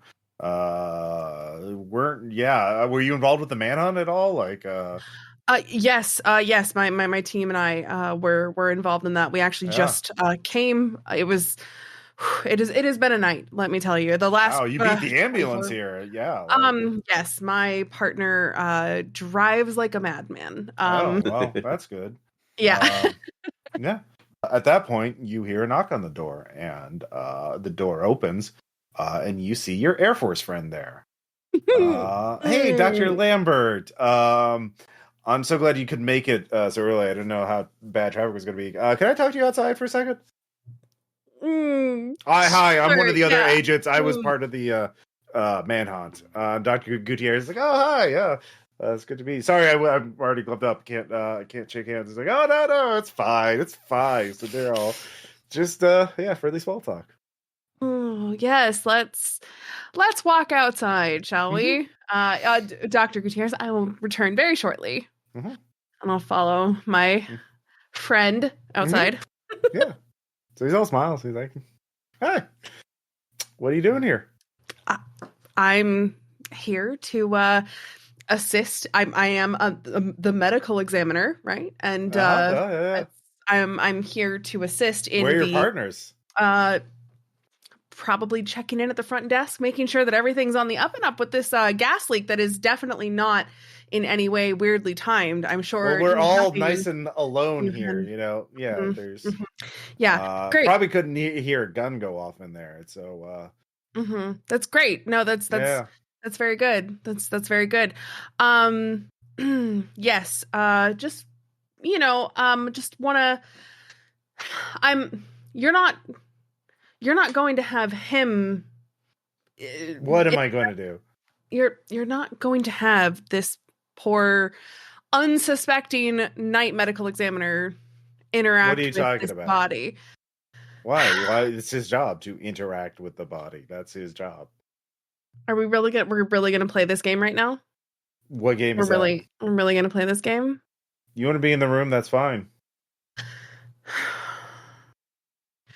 Do we have protective suits to interact with this body? Why would you need a protective suit? There's something weird about this body. There's been a pattern with all the bodies. Not in any of your reports. You haven't read any of my reports. I haven't had time to write any reports. It's been 24 hours. Well, that's true. You haven't done a lot of paperwork. That's been a little busy with like a manhunt. Yeah. Well.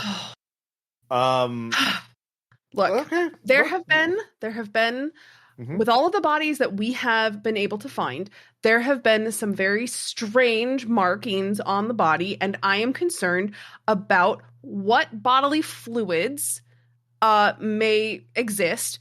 If there is some sort of weird fluid inside this man, I'm very concerned, and I would. Well, I'm concerned too about the security of this country, and let me pitch you this idea. Why don't you let the good doctor here do his job? And would it reassure you to know that we have backup? We have installed some cameras to watch to see if anything suspicious happens. And if anything does, we'll be in there like lickety split, and we'll be able to take care of any problems that can arise. What kind of suspicious things, sir? I don't know. We really don't know. But it would be a lot better for everyone if any kind of specimens or samples were retrieved intact instead of being damaged or, heavens forbid, destroyed. Sure. So... and how, just, for my knowledge, how exactly do you intend to secure such a specimen? Because surely, and I say surely because you seem like a smart man, and I'm sure much smarter than my partner, who threw out the ridiculous idea of letting a specimen infect another human, for example. Well, here's the thing. I think the specimen, there's a window of vulnerability. I think when it there's a time when it's not so invincible.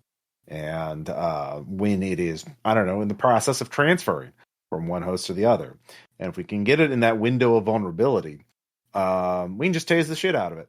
And you just happen to know this if it happens, if such a specimen exists. Yeah. Mm-hmm. It's a good, yeah. Just I was a Boy Scout when I grew, always be prepared. Oh. Yeah. So, how do you want to play this? Like, we would really like for that to happen. And I think if there's more than one person in there, it's a little, maybe the specimen gets a little shy. Maybe something else happens. I don't know. But I think it would be better if we just wait for that window, that little window. But it's a small sacrifice for a greater cause. You realize that you're talking about sacrificing another human being. Mm-hmm. Okay, just making sure we're on the same page here. Yeah. There's no way to prevent another sacrifice. I think it's worth the risk. How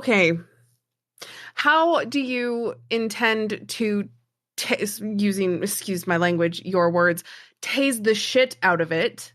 We got some really cool toys. Your tax dollars at work.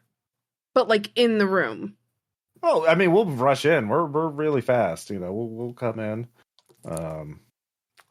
Look, it'll be good for your career if you play ball. I mean, I don't assume I can really object at this point. Hey, I'm glad you're on board. Mm-hmm. Mm-hmm. Great. Yeah, you can give me another idea times intelligence times 5 check. That is a 49 under 80. They're going to a lot of efforts to go under the radar. That they haven't like brought in the military and quarantined the hospital and made a big show of force. They want this to be an invisible thing that no one knows about. So that because they have a goon squad in a truck in a vehicle out in the back parking lot doesn't mean that goon squad is going to be available if, I don't know, something gets in their way to distract them, or they can't be seen, so yeah. But Mr. Smiles here, Mr. Boy Scout, is just says don't worry, we'll I'll be watching. Don't worry, we got this. Good talk to you, Dr. Lambert. Good talk. Oh, just the best. Now, if you go back in there, whatever happens, and good luck. Thanks for the heads up. Mm-hmm.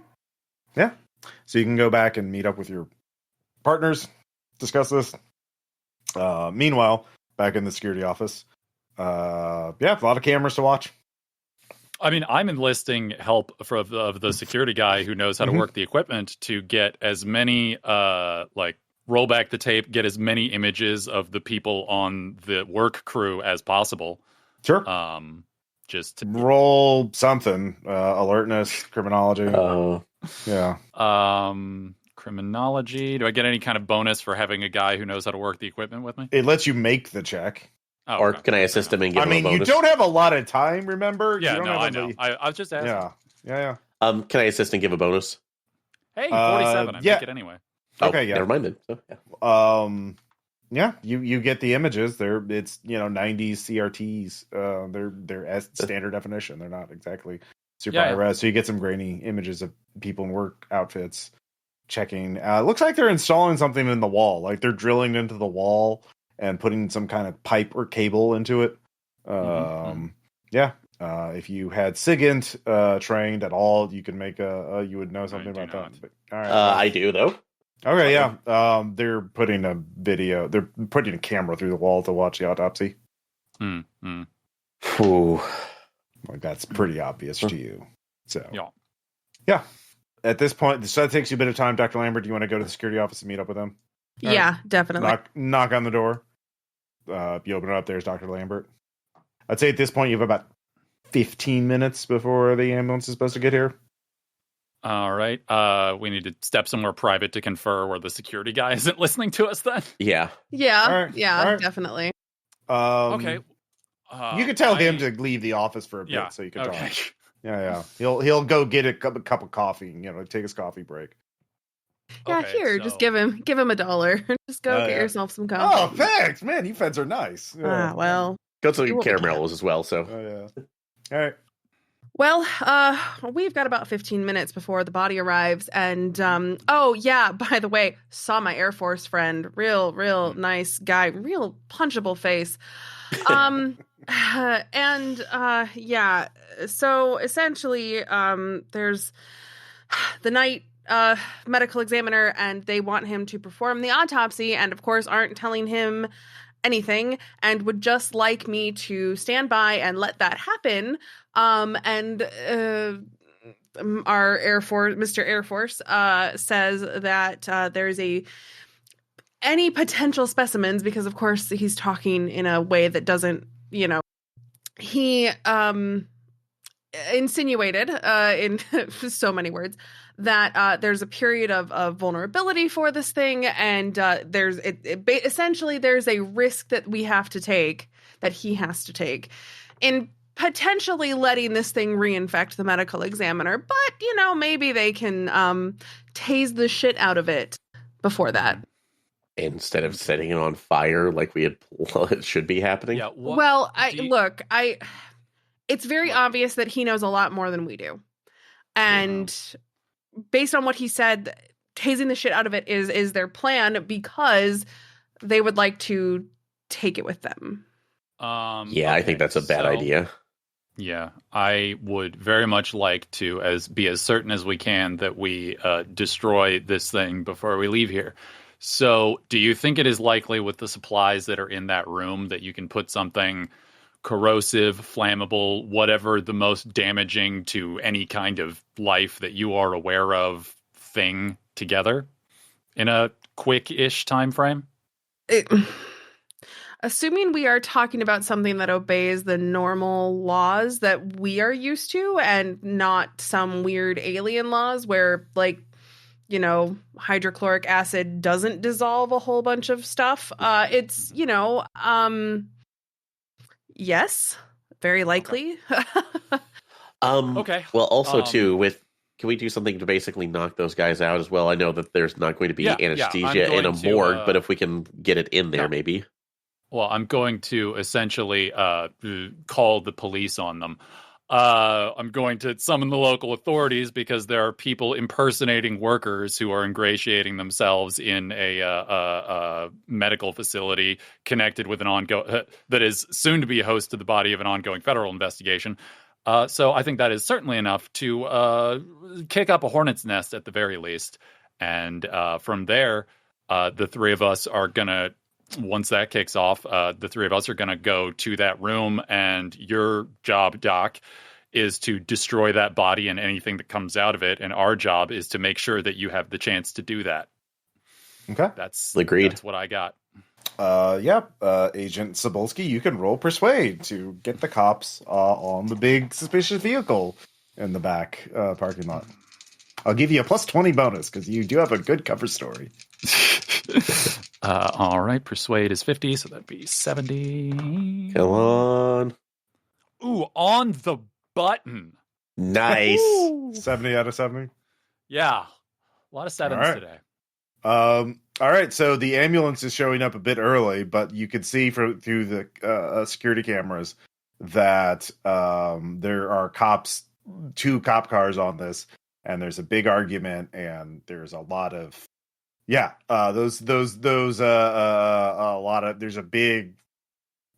lots of yell. Well, you can't really see, but angry gestures and stuff like that. So yeah, the cops are holding them back. They can't just rush. They clearly aren't authorized to just ace. Dome cops. In this instance. So you three probably want to get to the. Yep. Gotta make your way before we go, can we actually get our guy on the radio in the security room and basically have him alert us anytime if these guys are coming towards us, or do we have a good enough cover story for that?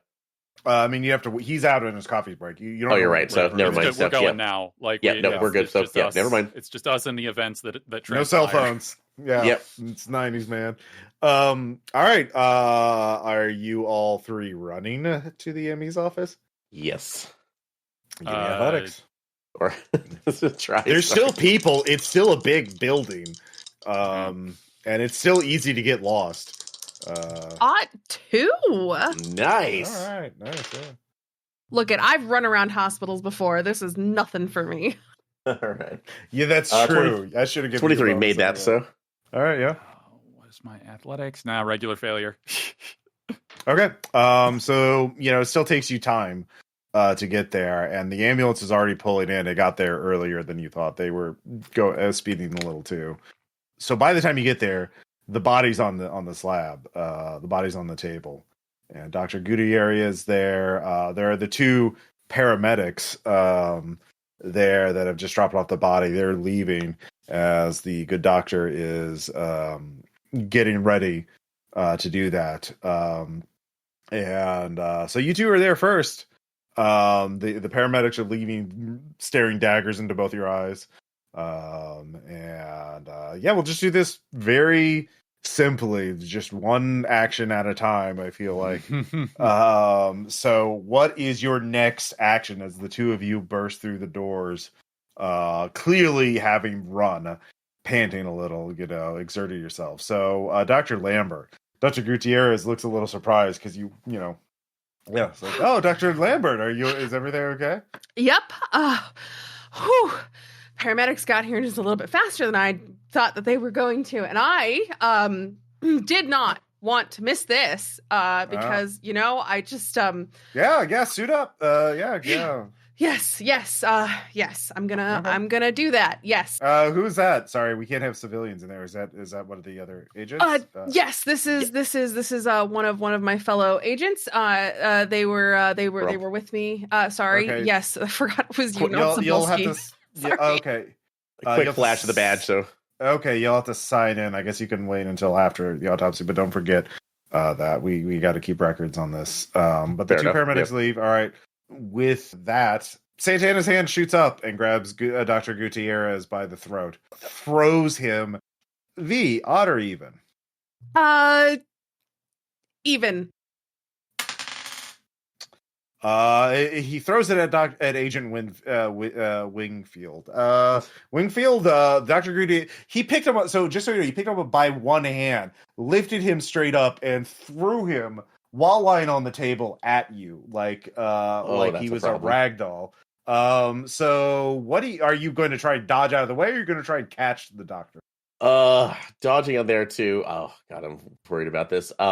I don't want this guy injured because he's a rando. Well, then you should catch him. Yeah, we're gonna catch him. So is that just a dex or strength check? That is athletics. Oh God, no. This is gonna be bad. Mm-hmm. Actually, I'll let you use unarmed. Unarmed? It's kind of like a grappling thing. Yeah, that's a better grapple. I have a better option of doing that. So, no, he's gonna have a bad day at 96. So okay, yeah, both of you go crashing tumbling down. You take 1 point of damage. You hit your head, bounce your head off the tile floor. Ow. And you were kind of surprised by that, Dr. Lambert, so you don't really like immediately react. But now we'll go into actual combat. Okay. Yeah, actually he's a bit slower. Santana is a little slower now. But he is very, very strong. Inhumanly strong, you might say. So Dr. Lambert, you have the first action. What do you want to do? Oh my god, find something sharp. Bone saw would be great. Just something long and sharp that I can defend myself not with. Long and sharp. You can get a scalpel or a similar cutting tool, but they're very close tools. But there is a bone saw across the way. You see where it is. It is got a power cord though. So you can get a scalpel. Yeah, you could arm yourself. Roll Dex times 5, and we'll see what you come up with. If you critically succeed, you find something extra cool. Let's see here. I did not. I rolled an 86 over 50. Oh. Okay, so you're scrambling. You don't find anything this round. You'll so that's your action. Great. Yeah. So Santana gets up and he is he is very strong. He is going to roll unarmed. As he is going to just kick you. Actually, no, punch you. Yeah. Well, either way, mechanically. That will hit. Dr. Lambert, you are as you were looking around desperately for a weapon, he comes up on you and grabs you by the head and slams your face into a cabinet. Ooh. And you take 2 damage as your head bounces off the cabinet. You feel blood trickling down your forehead. He turns and Dr. Wingfield, Dr. Gutierrez how is he reacting? He is actually reacting pretty well. He's scrambling, he gets off of you as he's like, what's going on? You know, just kind of. I look at him right now. Get to safety now. What is that your action? Are you trying to tell him, guide him to safety, or are you going to do something? I just tell him there because I'm probably hearing the crash that's up there. So I just you can see it. Yeah. As I'm unhooking my pistol and just running back upstairs. So. Well, no, you're in the autopsy room. So, or the back of the autopsy. Yeah, you're on the floor. I thought I got knocked there. You didn't get thrown a cartoonish distance. You just got knocked over. Yeah, you're all in the autopsy room. You were knocked down, and so you're still in the same room with I'm going to take aim at him and just start and unload. So okay, so when you yell to get to safety is swallowed by the gunshot. So roll firearms. You get a plus 20 bonus because you're within 10 feet of him. Let this actually do something. God, and this is when it happens right now. So even with a plus 20, that's a 96. So all right, loud told you to come back on me. Hits the ceiling tile. Santana turns and sees you and holding the gun. You don't need Humid to realize he wants that gun. So meanwhile, let's see here, Cybulski. You clear the crowd. Give me an alertness check. It would be funny if I fail this, which I do critically. Cool. Okay. You go in the autopsy room. It's fine. So yeah, you see this shit, and all of you give me a sanity check. He's dead. Fair. And he's still getting up. Past that, 9. Yeah. Okay. Very much failed that. So whoever failed, one person failed, or how many people failed? I failed. I succeeded. Yeah. Okay. So just me. 5. Agent Wingfield. Yep. You can project, or you can fight. 0. Oh, okay. Wow. Do you want to project? Yeah, let's go ahead and project, because as fun as it just going into a full frenzy fight mode, I don't think that's going to help anybody. So, okay. I think it would. But yeah, I'm going to go ahead and project on to my father for getting me into this stupid career in the first place and not letting me be, a digital artist like I wanted to be. You won't make money in that, kid. All right, just a D4. All right. a digital artist on your Apple II computer in the late 80s. Yeah, and that you lose that from a bond, that from willpower, and you lose that much less sanity. So how much I could have been making mist. What'd you get on your D4? 4, actually. All right, yeah. Nice. Awesome. D4s are being kind tonight. I'll take that one, so just at 1 point, so. Let's see here. Dr. Wingfield, you are he just hurt you. He didn't grapple you or anything. So you're bleeding from a head wound and your head is throbbing, but you're still up. So I assume you meant Dr. Lambert. Sorry, Dr. Lambert. Yeah, sorry. Well, now since I'm at these cupboards, is there anything in front of me that I can turn around and use as a stabbing implement? Yes. There's definitely scalpels. You can use a scalpel for free. And heavier, I will say, yeah, you can get something that is will do a D6 damage, a very sharp, and armor piercing too. Because it is very, very, very sharp. So yeah, if you have melee weapons, that would be the time to roll it. Awesome. Better than firearms, not as good as unarmed. Let's see. Oh, that's an odd 4. Nice. All right. You take the cutting tool and drive it into his back, and nothing seems to happen. You have actually hurt him, just not that much. Great. He is very resistant to this. So yeah. He doesn't even turn to fight. Well, his action is last. His dex is now 6. So all of you get to act first. Yeah. I was not planning on busting into the room. I was going to see if her agent friend was outside anywhere. Oh, in that case, you critically failed your alertness check. He actually comes at you from behind and you don't even see, but he rolled a 93 on his unarmed attack to throw you in the room. So, he's out there. You're in the reception room right outside the autopsy room dealing with him. What do you want to do? So you didn't go into the autopsy room. Right. So I misread that. I thought you were rushing straight to the autopsy room. So. No. I was looking to deal with him because I figured he'd be the bigger. Yeah. Well, you critically failed your alertness check, so he snuck up on you, and then he tried to throw you in the autopsy room, but he rolled a 93. So you're in hand-to-hand range with him. Oh, in that case, I'm gonna grapple his ass. Okay. Yeah. What the fuck? 86 over 80. Okay. Wow. Well, you don't critically fail. The ghost of Marley's inability to do any of her skills is still haunting me, apparently. So he tries to come up and grab you or shove you in there. You flinch out of the way and you try to grab onto him, but you fail. So it's just like an MMA fight where you're flailing away at each other. It looks very dramatic. It's very cool, but not much is getting done. I refuse this. I think we both look like dipshits. I think that was two people fucking up at trying to be powerful men. All right, yeah, fair. Agent Wingfield, now it's your turn. All right. So shaking that off again. You missed it with your last shot, but yeah. Yeah. Gonna try, give it another good college try and see if we can hit it again, so... Because even though I'm better at unarmed combat, I don't think I'm going to do any damage against it's like a zombie murder parasite. That's better at an 6. So, all right, yeah, roll damage. It's not a crit, so it's just standard damage. That's a D10, right? Yep. Okay. 4 damage.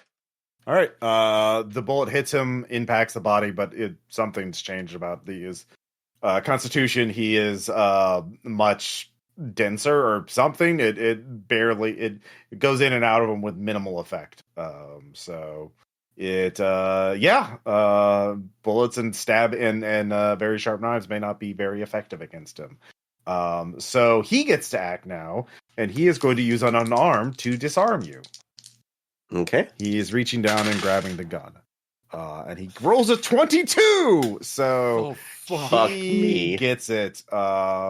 And I'm going to say, as part of his crit thing, he is going to roll. He's going to do damage on you.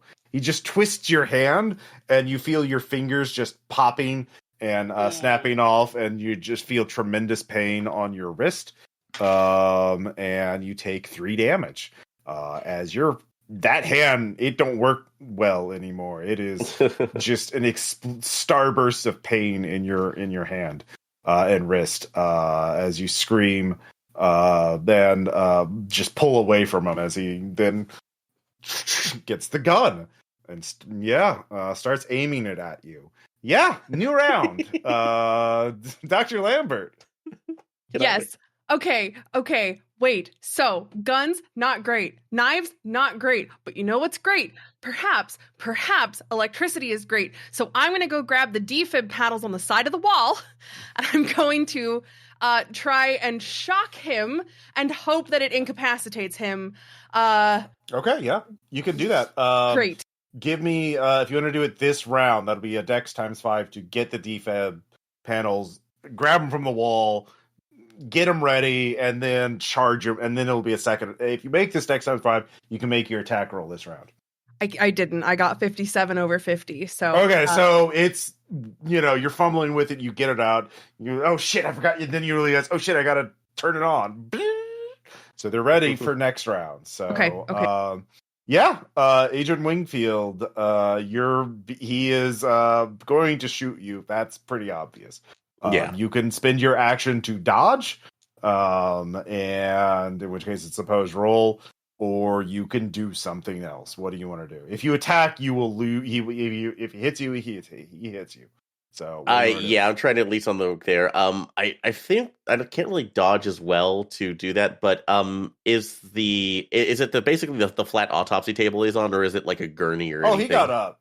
He got up. I know he got up, but is it just like a set table that is in? Yeah, it's a big metal table. You've seen them in movies, yeah. Okay. Is there anything around me that I can throw in between us or into him that would possibly not at least knock him off balance enough for me to get away? What do you mean by get away? Like get basically out of his line to distract him long enough for me to actually scramble away and not have to dodge. So there's like a table. Yeah, sure. There's tables. If you give me strength times 5, you can shove a table into him. Yeah, I'm not even looking to unbalance him or damage him. I'm just trying to distract him so I don't have to use a dodge to get out of the way. Because doing my rolls, I'm dead. Yeah, it's not really going to distract him, but you might, keep him off balance long enough for him to not shoot. Yeah, if you make this, he'll be at a -40 to hit you because you. Okay, cool. So that's better. All right, and you said that's a strength check. Strength times 5, yeah. Strength times 5, cool. I actually do pretty well on that. And thank God that's a 29 under 65. All right, so there's a rolling table full of stuff, and you fueled by adrenaline, slam it into him. It hits him right in the waist. And so, he'll have a -40 on this firearms check. And he rolls a 60, so that, because of the penalty, you cause but with one hand, he grabs the table now. So now he's holding the table. So you won't be able to use that again. That's the only thing big enough that can really knock him off balance, because he's very big and he's very strong. No, that's okay. This was just a one-time thing. I understood that. So okay. So outside, Agent Cybulski, what are you going to do? What's your dex, by the way? I mean, I was going to assume we were going to be doing opposed unarmed checks would be our party, but my dex is 11. Yeah. He's still going with the same plan to try and throw you into the room. Opposed unarmed. Oops. It would help if I kept my dice. 26 success, but a low one. He rolled an 84. So what do you want? Do you want to do damage to him, or are you trying to grapple him? Oh, I'm grabbing him. Okay. What is your intent? To just hold him and choke him out, No. Okay. If he thinks that a great move in this situation is to throw the enemy that you want to take off of the playing field into the room, then he's going in the room with me. Okay, yeah. You go in the room. I'm human shielding him into the room. All right, yeah, no, that's very good. There's a new contender. There's a new challenger appears. So yeah, new round. And we'll start. So you two of you burst in there. You see it's utter chaos. You already made your sand check for Sam. Let's see if Boy Scout makes a sand check. He does. Wait, no, that's an 81, not a 31. So yeah, he is not doing so great. And yeah, he starts screaming, "No, get it away from me! Get it away!" Yeah, he is terrified. Yeah. We'll start with Dr. Lambert, unarmed, to hit him with the defibs. That is, what is that? Oh, fudge muffins. Well, that's a 66. Oh no. Well, it's good being not shocked. I guess my heart's about to stop. Yeah, no, it really is. Oh God. Yeah, I say when they come in the room, it startles you and you drop it, and it just break. There's a tremendous shorting of the circuits, it's broken. But yeah, you didn't electrocute yourself, so you got that going for you. Small victories, I suppose. Yeah. Let's see here. He still goes last. What is your dex, Cybulski? 11. 11. What's yours, Wingfield? 11. Okay. All right. You two are going at the same time. He has a gun. Santana's has a gun, but yeah. What do you want to, Wingfield? What do you want to do? You don't know if he's going to be shooting. He's looking around and he sees a target-rich environment. So, did by chance see the defibrillator is just down? So, I was gonna ask if I have time to shout, like, once I notice it's broken, something like shock him. Yeah. I mean, you can shout, but yeah, it's it just shatters. Like yeah, it's pretty obvious. It's no longer an option. No, for sure. I'm just thinking my thought is that Boy Scout, because he knows and he said that they have stuff, that he might have like a taser or something on him. Yeah, you could yell. I mean, you just yell, check him for a taser. Yeah, like something like that. Okay. I'll scramble. Okay. I'll scramble to see if I can get a search on him for a taser. Yeah, dex times 5 to get to him. Gotcha. Thank goodness. 35 under 55. Okay, you get to him. Now give me alertness to find it. Okay. Alertness or search? Either one. Okay, yeah. Rather search, because that's better. Okay, sure. Yes, that's a 12 under 50. You find the taser. You get it. You are armed with a high-powered taser. But that's all you can do this round. As the prophecy dictates for all my games, so... Oh, God! All right. And somebody set me up for it. Yeah, it's true. It's true. B, this is a thing. It's yeah. I can't believe I walked into it. So. Yeah. No, it's the prophecy. It's how could I have not? I could been not foretold. It has been foretold. Yeah. Jeez, fucking Christ. Ultra mega taser. No, it is legend. This is their plan. It is written in the scenario that they have tasers, and so of course the one taser mentioned in this entire scenario. Sure. Blame Shane for your screw ups, Ross. Oh, this is Glancy. Glancy wrote it, but yeah. Sorry. Yeah. Blame Glancy. Yeah. No, it's just like I don't know why I didn't think about this, but of course, if there's a taser written in the scenario, Aaron's going to get his hands on it. Yeah. Poor innocent Adam Scott Glancy is not guilty. No, I can't. I don't know what I was expecting, but yeah, obviously, I'm so utterly happy right now. Dead dove, do not eat. I promise Aaron did not DM me ahead of time. How could he? You didn't know about the tasers till this session. Yeah. It's true. That's true. Yeah. It's just how it is. It's just how. Okay. So, Cybulski, it's your action. Then it's going to be Santana. Well, then I'm going to hurl Boy Scout at him. Okay, roll unarmed. This will be another opposed check, obviously. 51, success. Yeah, Yeah, he rolls a 56. So you judo throw him into Santana. And Santana is going to try and grab him with his other hand. Because and he gets a 16, and he has a really interesting special ability that any roll under a 26 is treated as a critical success. Under 26? That's cool. Yeah. That's so cool. He just critically succeeds in grabbing the Boy Scout in air, hands around his throat, and you all hear a sickening neck snap. All of you give me a sand check for violence. Oh, no. I'm fine. Failed that. All right, he just murdered a human with by snapping his neck. Dr. Gutierrez, by the way, is just huddled in the corner. And although now he's beginning to scramble for the door now that he sees that it's unlocked. So it's 3 if you fail for violence. Because okay. And if you get 3, you're adapted to violence. Which might happen. So yeah, new round. And he's still holding the body now as his own corpse shield. Oh no. Yeah, Dr. Lambert. Yes. Well, the defibs didn't work, but you know what? There's chemicals. Can I find some corrosive chemical to try and throw on Santana's body? Yeah. Roll pharmacy or chemistry, whatever's higher. Oh, doesn't matter what I roll because that's a 14, baby. Okay. Yeah. Got like an 80 or 60 in pharmacy.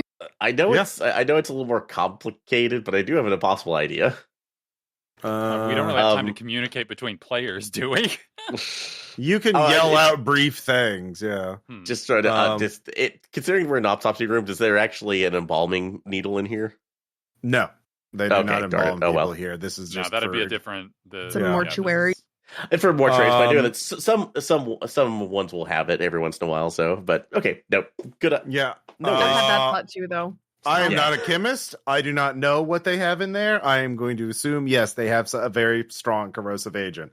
That is not hydrochloric acid. That would be, I don't know what they would use that for, but they have something that's pretty good. It's pretty science stuff, Ross. Yeah, blister. Yeah, something like that. It's bad. It'll fuck up a living person. It'll incapacitate a living person almost immediately from the pain and the blistering and the trauma. But it'll do damage to human flesh. So, but you got a regular success. So yeah, you get it this round. You won't be able to throw it until next round or do something with it next round. So yeah, you secure the bottle. Is a 14 under 60 a regular success? Yeah, it's he has a special. You need doubles of success. Oh, ew. Okay, he gets a Santana gets a special rule because he has inhuman strength. Yeah. Gross. But yeah, then the agents both get to go. So yeah, Wingfield, what do you want to do? Hitting it with the taser, and hopefully I can incapacitate him. Hold on. Don't do that yet. If we're acting at the same time, I'm going to do something dumb before you do that, or at the same time as you do that, because you said he's started to use Smith as a shield, right? Yeah. So basically, imagine he has a handgun in one hand. Yeah. And so then I'm going to the Boy Scout's corpse in one hand. In the other I'm going to fling myself and essentially try and tackle Smith out of his hand to clear I'm basically going to tackle the Smith that he's holding to try and clear his hands and have it to where he can't use him as a shield. Sure. That's what I'm doing. Yeah, if you succeed, he's not going to oppose you. So if you succeed, you do it. He is 34. All right, yeah. You knock the corpse out of his hands. He is surprised by it, but he's not going to fight you for it. It served its purpose to burn your action. But I also served my purpose to get out of Wingfield's way. Yeah. Yeah. So you can roll Dex times 5 to hit him with a stun gun or the taser. Yeah. So it wouldn't just be a firearms with that, or nope. Well, actually, yeah, you could use firearms. Okay. I mean, is it a like little wires and electrodes that are fired, or is it It's a pistol, so it would be firearms. Yeah. Okay, cool. So, do I still get bonus for point blank? Yeah, plus 20. Awesome. Cool. Come on.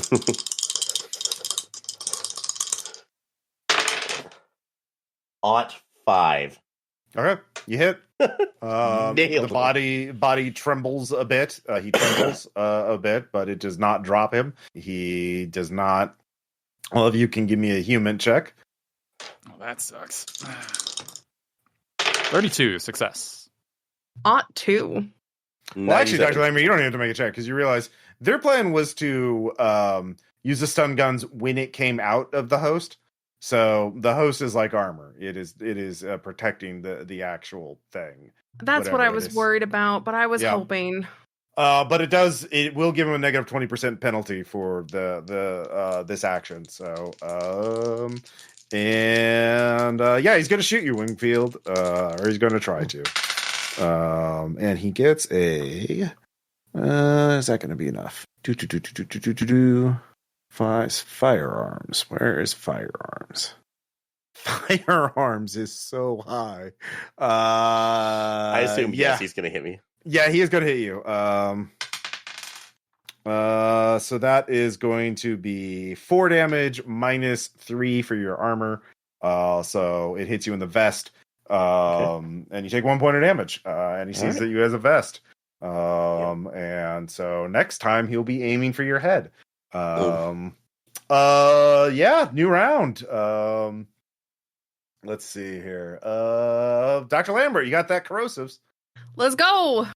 All right. Are you going to run up and pour it on him as with unarmed, or are you going to throw it from a distance, which is athletics?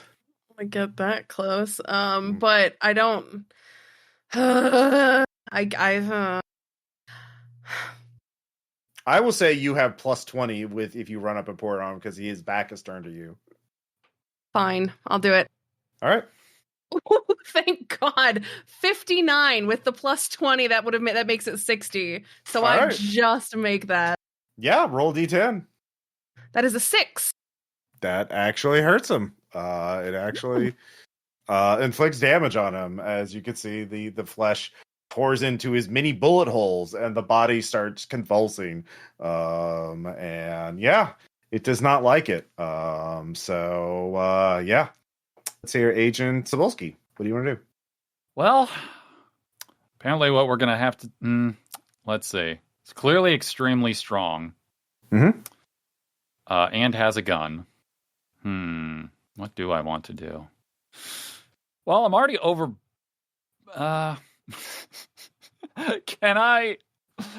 This is morbid. Can I throw the corpse of Smith at him again? Sure. Yeah. Unarmed. I mean, or strength times 5, yeah. Gunshots aren't doing much, so I figure he has acid using a corpse to himself. Trying to keep him off balance while the doctor pours shit on him seems as good an idea as any. Mm-hmm. But I fail that, so it doesn't matter. All right.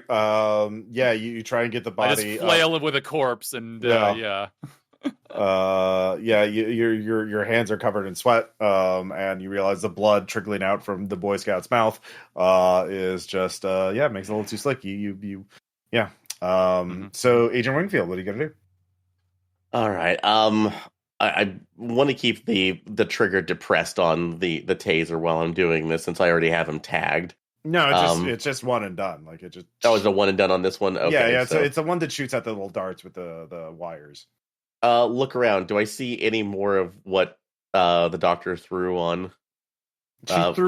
She poured a bottle on him of some kind of liquid. You're not gonna. If you don't have pharmacy or chemistry or some kind of training, you have no idea. There's lots of bottles with very long. Yeah. You have lots of bottles with lots of names. You can give me an intelligence times 5 or a criminology check. Okay, I will go ahead and do intelligence times 5. Actually, yeah, that's gonna be better. All right, yes, a 32 over under 50. Okay, the one thing you would know as an FBI agent is that things with the flammable symbol on them, like bottles of rubbing alcohol and things like that, can be turned into Molotov cocktails pretty easily. That's what I was thinking. So at the end of the day, so all right, give me an alertness check with a negative 10 because you're not trained, but you're looking for symbols and stuff like that. Yeah. Yes. Managed to get that at a 31. Okay. All right. So for his actions, he sees what's going on. He turns to look at you, Dr. Lambert, and then raises the pistol above his head and shoots out the overhead lights. The only light now in the room is the light for the medical examiner's table. So the room is plunged into almost total darkness. Once he shoots that light out, you'll all be in the total darkness with him. Yeah. New round. What are you going to do, Dr. Lambert? Scramble backwards because I'm very, very close. And then it's the 90s, so don't really have cell phones. So it's not like I can use a flashlight or anything. Oh God. I guess I'm just going to feel around for anything. Anything sharp that's bigger than a scalpel, but I don't want to stab myself. I don't know. I'm kind of in a little bit of a panic right now, to be honest with you. You can hold your action to dodge if he attacks you or something like that. I think that's probably ideal. Okay. All right. Agent Cybulski, what do you want to do? Well, I'm gonna have to like, guns don't matter. But they did some damage, not much, but they certainly affected it. Well, then I guess I'm going to pull my weapon and start firing at him from point blank range. So that's all I got. Because I could try and grapple with him, but he's able to lift and throw a human body with one arm, so I don't think I want to do that. So just start unloading. Where's my firearm score? It's plus 20 for point blank, right? Okay. That is an 11. Nice. Okay. Woo-hoo. All right. So for whatever the regular service pistol is, roll a d10. 7. Okay, so interesting thing happens. You hit it in right about in the stomach, and it shudders as though it was in pain. And you see that exact area where you shot it, and you can see something moving in one of the open, gaping bullet holes in Santana's body. Something that should not be moving. Tendrils are not part of the human body, not like that.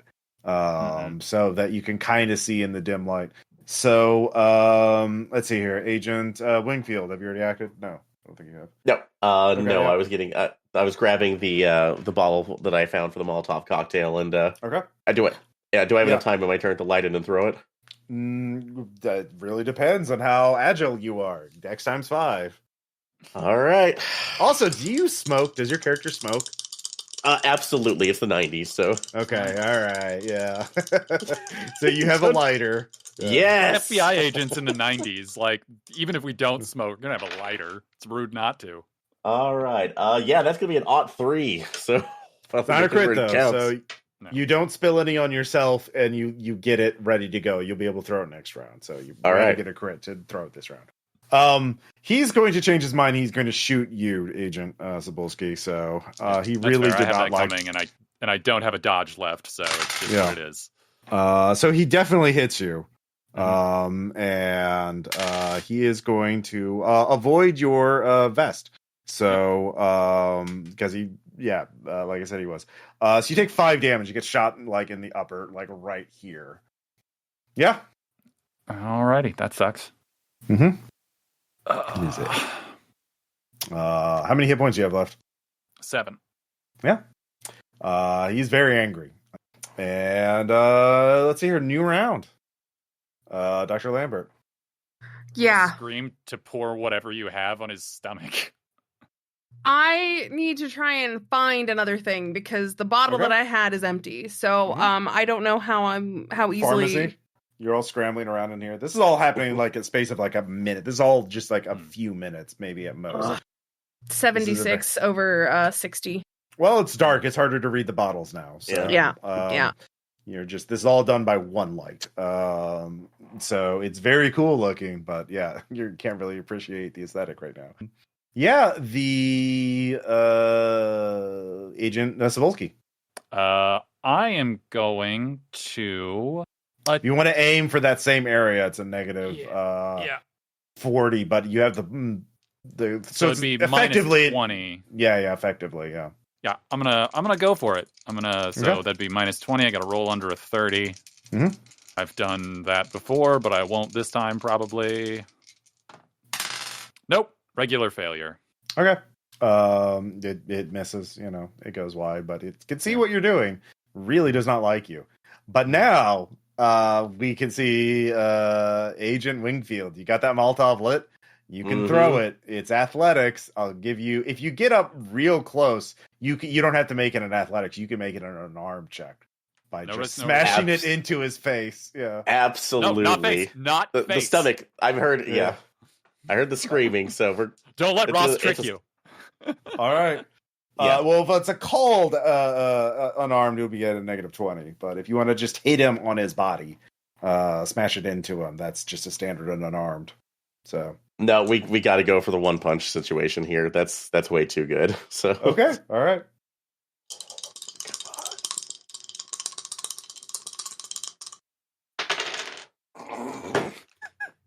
Merry Christmas, Ross. 66 critical failure. Okay. Let's find out how much damage it does. Let's to see. Me? Yeah.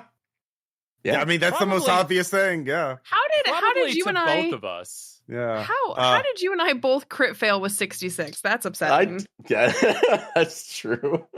Let's see here. Tear gas, pepper. I critically succeeded with an 11. I don't know what your guys' problem is. Okay, all right. We didn't invite you to this party. I'll just actually, you know what? It could maybe the Molotov slipped your hand and hit one of the others, but no, you were trying to hit it like you're trying to like basically. I mean, smash I'm right it up into there him. by it, so it would make sense for me to be one of the options. Okay, yeah, anybody but Dr. Lambert. All right, so Cybulski, odd or even? Ooh, let's go with odd. Even. It is going to hit you. So it will be a D10. Mm-hmm. And you are on fire. Mm-hmm. And that is going to be 4 damage this round. All right. Yeah. Down to 3, and I'm on fire. Mm-hmm. And what is it going to do? It is going to try shooting out this light source. It's going to grapple Agent Wingfield. And it gets a 9, so it grapples you, pulls you up, does not hurt you, but it pulls you up closer towards it, towards the stomach area. And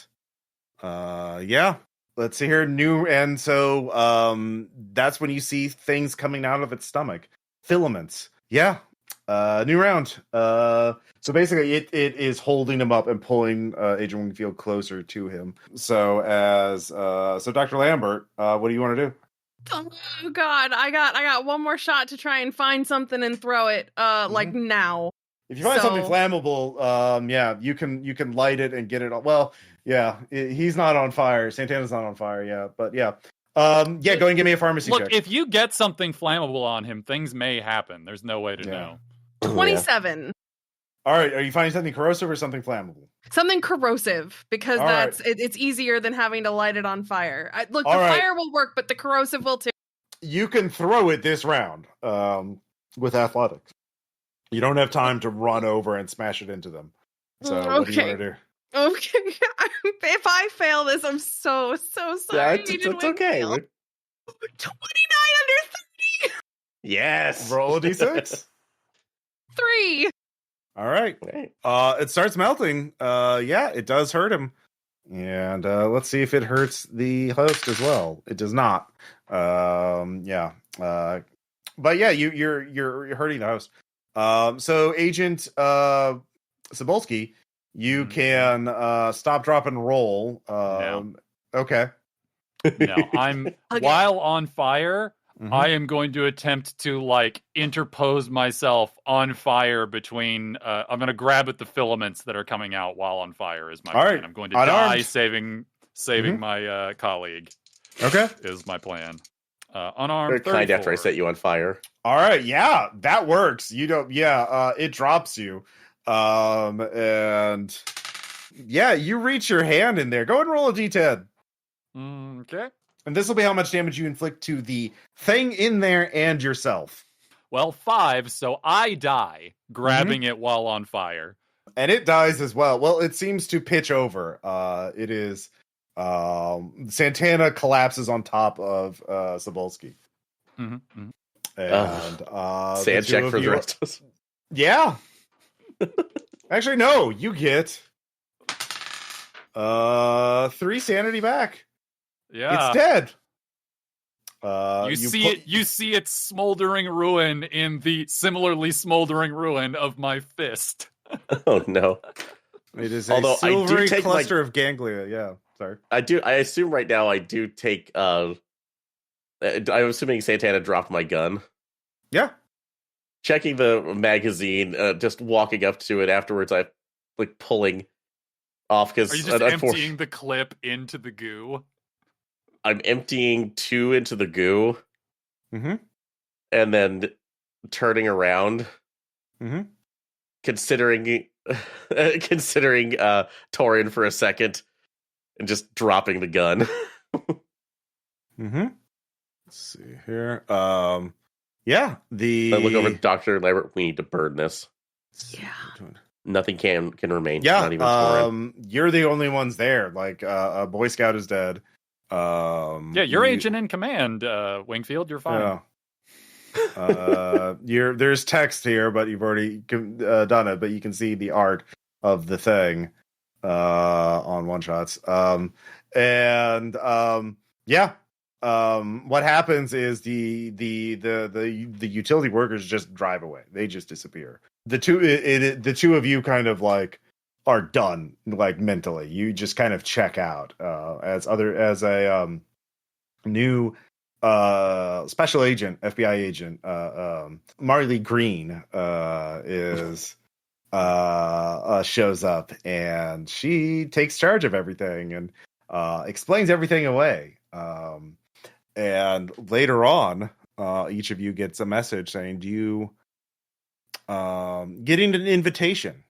I can tell you more, but the people I work with are kind of like me, and some of the other people are like firefighters. We see smoke, we put out the fire. Now, do you want to help us? Because there's a lot of fires out there. This was one of them. So, Dr. Lambert, what's your answer? Are they all going to be like this? Everyone's unique, but you can see how bad it gets if no one puts out the fire. Yeah. All right. Okay. Yeah. Agent Wingfield, what about you? I say no. You're going to put a bullet in my head? No. You have somebody looking at me for the rest of my life for what I've seen? Not us. We're the firefighters. We put out fires. The other guys, I can't speak for them, but if you don't cause trouble, they'll probably leave you alone. Yeah, sorry. I think I reached my point for this right now. So have fun with the madness. All right. Just don't tell anyone anything. I don't really want to. You should be okay. I hope you have a good life. You did. You put out a fire. That's more than a lot of people. So, yeah. Good luck. Yeah. Thank you. All right. And that's Puppet Shows and Shadow Plays. Cut to a little star on the wall of the FBI headquarters for Cybulski. Rip Cybulski. Yeah, I guess Santana really wasn't dead. He killed a lot of people in that. Well, no, you see, he had an accomplice. Oh, that's it. Yeah, he did have an accomplice. Yeah. Another war buddy. This guy this really fit guy that nobody has any ID on. He's just some drifter. Just some other drifter, man. You know how it is. Stranger danger. It's the 90s. Hey, we stopped a rash of serial killing, so that's something. So as the end credits go, Dr. Lambert starts getting a briefing about some place called Innsmouth, where it all began back in 1928. So yeah, Yeah, that's puppet shows and shadow plays. That is, yeah, y'all stopped a very nasty little, just a little guy who goes around riding bodies and murdering people, and he's extremely fucking hard to kill. Yeah. Well, it's simple. It's actually very simple if you shoot a hole in the chest and then set yourself on fire. That is actually a secret weapon. But yeah, it is when the first time you fight him, he has normal human stats, but like the second time you fight him, he's basically undead, being puppeted by the Discorder, the little alien. Armor. That's why it's called that. Mm-hmm. Puppet show. Bullets and armor-piercing weapons only inflict 1 damage per attack. All other attacks inflict half damage. All lethality rolls against him fail. His flesh and bones might be torn and blasted, but the Discorder's unnatural energy drives him on. When hit points are reduced to 0 again, the corpse is too badly to move or fight. 25 hit points. So, yeah, tank. He is a beast. But yeah, the other people, they're from Majestic 12, and they wanted to capture it. Gotta figure, yeah. And the coyotes were sent there by obviously spoilers for the scenario for listeners at home. Were sent there by Nyarlathotep, because one of the tribal elders actually knew unnatural rituals to contact what he thought was coyote, but it was actually an avatar of Nyarlathotep, and made a pact as he was dying, being killed by this thing, eaten by this thing, to it's described more in the scenario, but like the sand painting of the man you found was of Stephen Alzis, who is in New York City, also as an avatar of Nyarlathotep. And so, like, Dr. Lambert, you could meet him later on in New York and be like, "I saw you in the desert." He's like, "Yeah, no, I was you're welcome for that help, by the way." You're like, "What help?" Yeah. What was in the rock? That was his ship. Okay. So yeah, he's just a little guy, and so he could have detonated it to help him get away as a distraction, but it's full of all kinds of weird alien ass technology. He's just a little guy. Boy. Yeah, he's just a little guy. It's interesting because I was immediately thinking Sean in this one, and it was a bit different. So yeah, he's not a Sean. He's a unique entity. If you watch the second or third episode of the Cabinet of Curiosities thing, the autopsy, the autopsy, such a good one. Yeah. Mm-hmm. Okay, cool. Yeah, I've yet to see that, but nice. Yeah. Spoilers. Alien Paris. Yeah. But yeah, any other questions about it? But yeah. I guess just because I'm curious and I'm that gamer who likes to like go back and play all of the paths, even though like it's not like the one I usually take. If I hadn't managed to convince them to not like forget about the rock, and we had like looked for the rock instead, how would things have played out? Well, I mean, probably I would have rolled for it, but like the Majestic 12 plan would have gone off. They would have used Dr. Gutierrez as bait to lure out the parasite. They were watching through hidden cameras, and then they were going to rush in and try and stun gun it so they could capture it. Because it is vulnerable. It is more weaker. It's not protected by the host body. And if they manage to capture it, I mean, but it can paralyze people, which I forgot to do its ability until the end. It can just like one filament, you have to make a con check, and if you fail the con, you're paralyzed for like D100 minutes. So yeah, that's how he killed the deputies. So he either would have killed one of the Majestic 12 agents and ridden his body and gotten away, or they would have captured it and taken it back to, their secret base to study it. So either way, there's just like Dr. Gutierrez is probably fucked either way. And yeah, you just would have found out. He's like, we saved a life.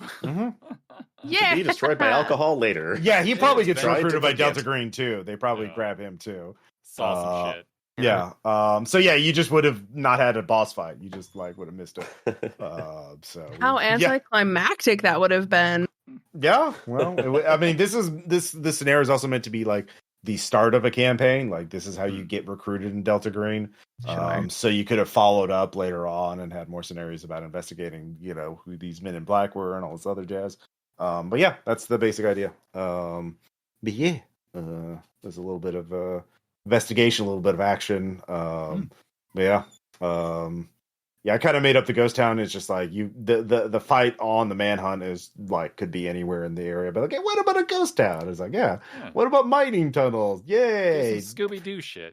Yeah, exactly. Yeah. But yeah, Puppet Shows and Shadow Plays is out now, I believe, on PDF. I think they'll be printing it too, but we'll have a link in the show notes to the Drive-Thru RPG page. But yeah, it's a great scenario. It's classic. It's very fun. Any other final thoughts? No, it was a really fun scenario too. Cool. Fun. Great. That's what we had to go to, so thank you. V, where can people find you again? Oh, yes. If you want to see more of me, what I'm up to on the internet, you can find me personally on the internet at V is for Vampire, because my name is V and I like vampires. But you can also see any of the stuff that I'm doing over at Queen's Court Games. It's at Queen's Court Games pretty much everywhere except Twitter, because character limit is a thing. So over on Twitter, we are at Queen's Court RPG. You can find us also at queenscourt.games. And you can find all the information about us and all the shows that we do and all the cool awards we've won. Yay, cool. Well, thank you all so much for listening, and we'll talk to you later. Bye. Bye.